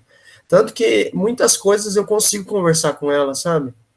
Tranquilamente. A respeito até sobre esse tema da relação entre ciência e fé e a revelação das escrituras, né? E eu tranquilamente consigo falar com ela, ou seja, existem essas limitações de diálogo, porque você consegue perceber, bom, com essa pessoa eu consigo ir até um determinado ponto, se a pessoa fosse, aí ela me explicou, né, que ela é espírita, mas é diferente de um espiritualista. O espiritualista são as outras vertentes, tipo a Umbanda e as outras de outras religiões, sabe? Completamente diferente. Se fosse uma dessas outras, já não teria muito diálogo, entendeu? Então parece que é necessário, ao mesmo tempo, essas barreiras, essas bolhas são mais ou menos necessárias, mas elas também podem se tornar coisas negativas, né? Coisas ruins, que atrapalham o desenvolvimento do conhecimento.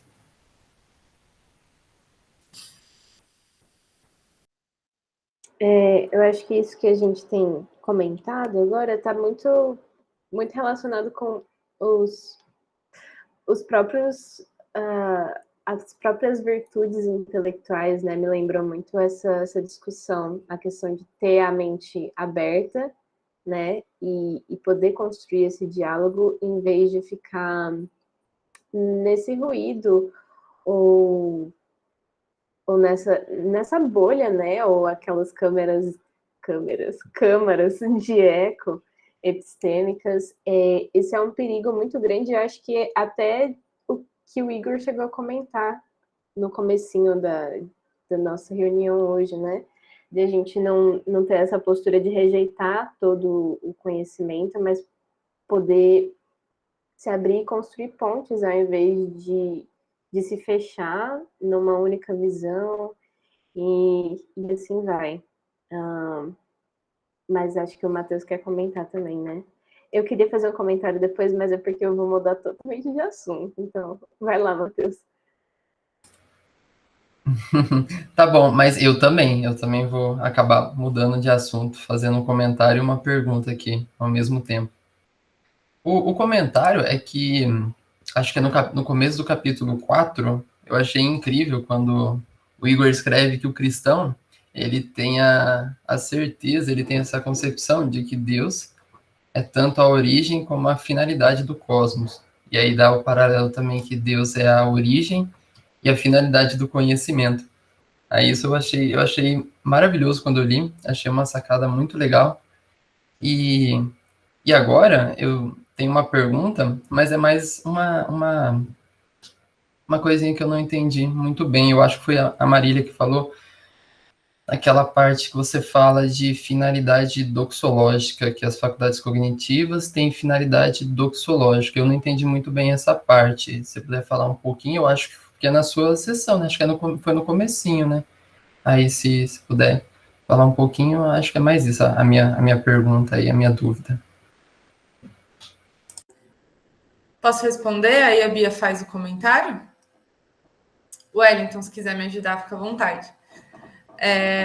Assim, eu acho que quem estuda teologia sabe muito mais de doxologia do que eu.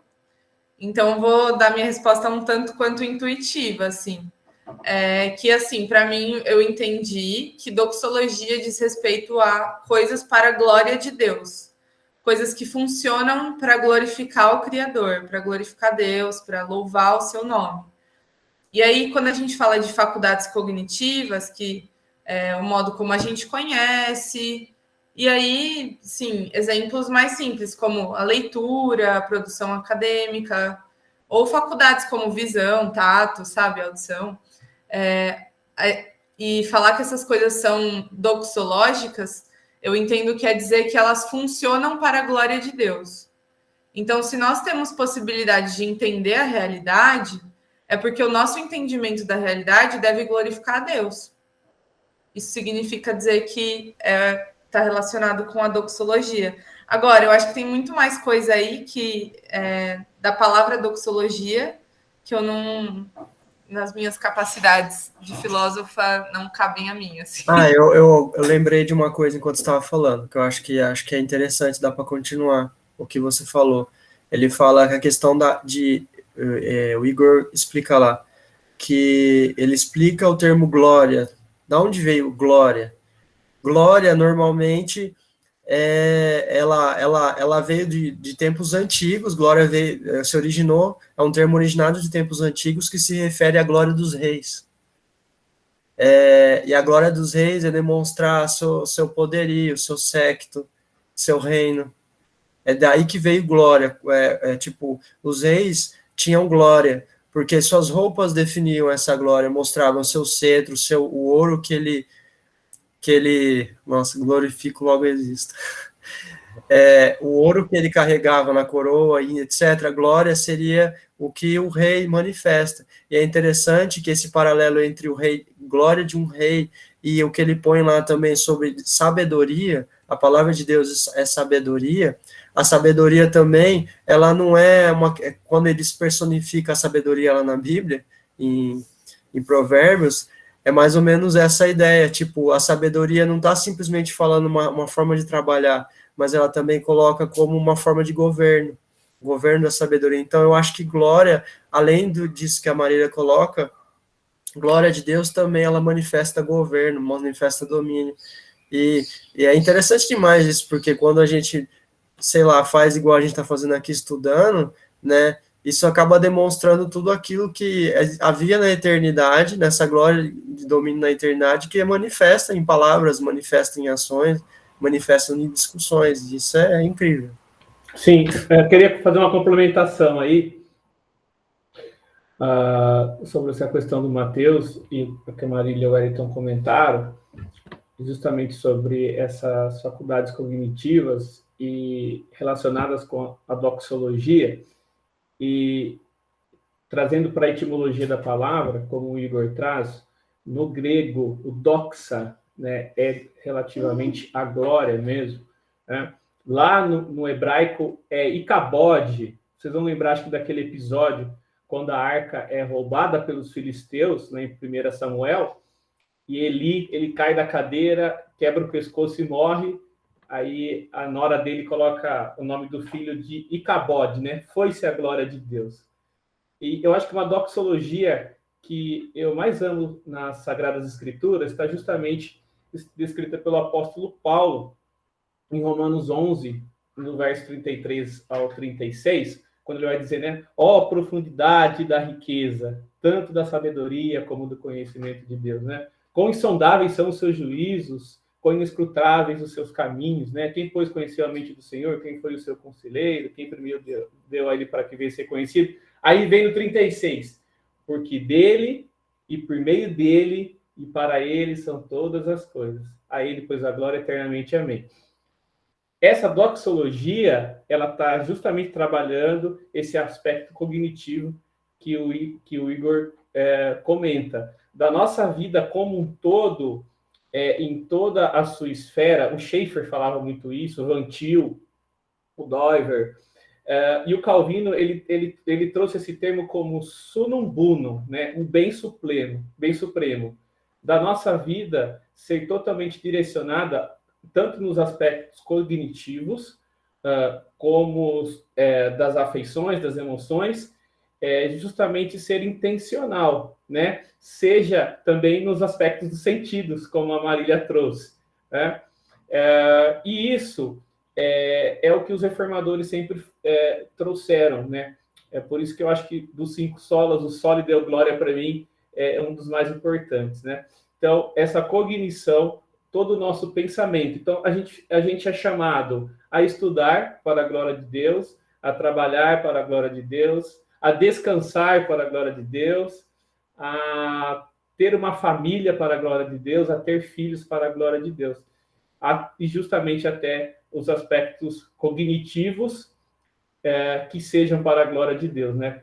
Conectados justamente com a nossa realidade, né?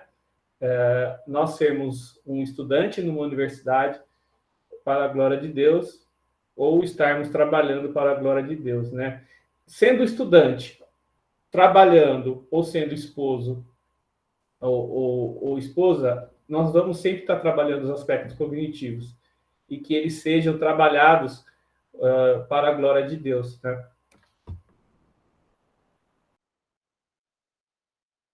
Gente, muito obrigado. Que riqueza de comentários. Agora sim, foi excelente. Pessoal, devido ao horário, estou pensando talvez em deixar a minha inquietação para o nosso próximo encontro, porque ele ultrapassa em grande parte as barreiras assim, desse livro, e ela me segue desde que a gente leu Os Territórios da Ciência e da Religião. Então, Daí a gente segue lá na frente com ela. Pode ser? Legal. A gente tem, então, nossos prints de hoje, mas a Má tem um aviso, né? Acho que a gente já pode começar a encerrar, então. Queria agradecer novamente o Levi por fazer essa ponte com o Igor. Estou ansiosa pelo seu estudo, que você vai dar também. E aí, gente, o aviso é só um repeteco do aviso da semana retrasada, que ainda tem livros com a Mayra, da ABC2. Eu vou até mandar aqui, ó, os que tem. Tem 4 exemplares do livro Uma Teoria de Tudo, do Alistair McGrath, por R$20. Tipo, não existe esse preço em outro lugar, porque se você for comprar na internet, você vai pagar pelo menos uns R$10 de frete. E o Expandindo a Vida Cristã, como a cognição estendida fortalece a vida da igreja, por R$24,95, que você também não vai encontrar em outro lugar. E aí, assim, esse Expandindo a Vida Cristã, eu tô bem afim de ler ele no ano que vem. Então, assim, se quiserem comprar para lermos no ano que vem, talvez seja bem legal. Aí, se vocês quiserem, é com a Mayra. Ela está no grupo da ABC2, a Mayra Trentin. E aí falem com ela, daí precisa buscar lá com ela em Barão Geraldo. Então, fazer um Pix para a ABC2 e ir lá buscar. Então, você não paga o frete, daí você vai lá buscar como se fosse numa loja, mas é a casa da Mayra. Então, falem com ela, porque tem aí esses 9 exemplares no total. E a gente segue. Eu queria só anunciar previamente para quem vai assistir a gravação e para quem está aqui, que no dia 11 de... Ixi, gente, a gente ainda está terminando outubro, mas eu já vou avisar mesmo assim. A gente vai finalizar esse livro da Escola do Messias, e aí a gente vai ter um outro encontro avulso no dia 11 de dezembro, com uma outra convidada especial, que é a Vanessa Belmonte, que também é uma das organizadoras do curso Fundamentos da Vida Intelectual. Ela publicou um livro recentemente, que é O Lugar da Espera na Vida Cristã, né, se eu não me engano. E ela vai falar para a gente como colocar na prática mesmo, tudo isso que a gente está vendo agora sobre a nossa vida intelectual. Então, já marquem no calendário, dia 11 de dezembro, e vai ser o nosso encontro final de 2022. 2021. Encontro final de 2021, né, gente? Um passo de cada vez. Então é isso, pessoal. Um beijo para todo mundo do YouTube. Amandinha, pode parar a gravação.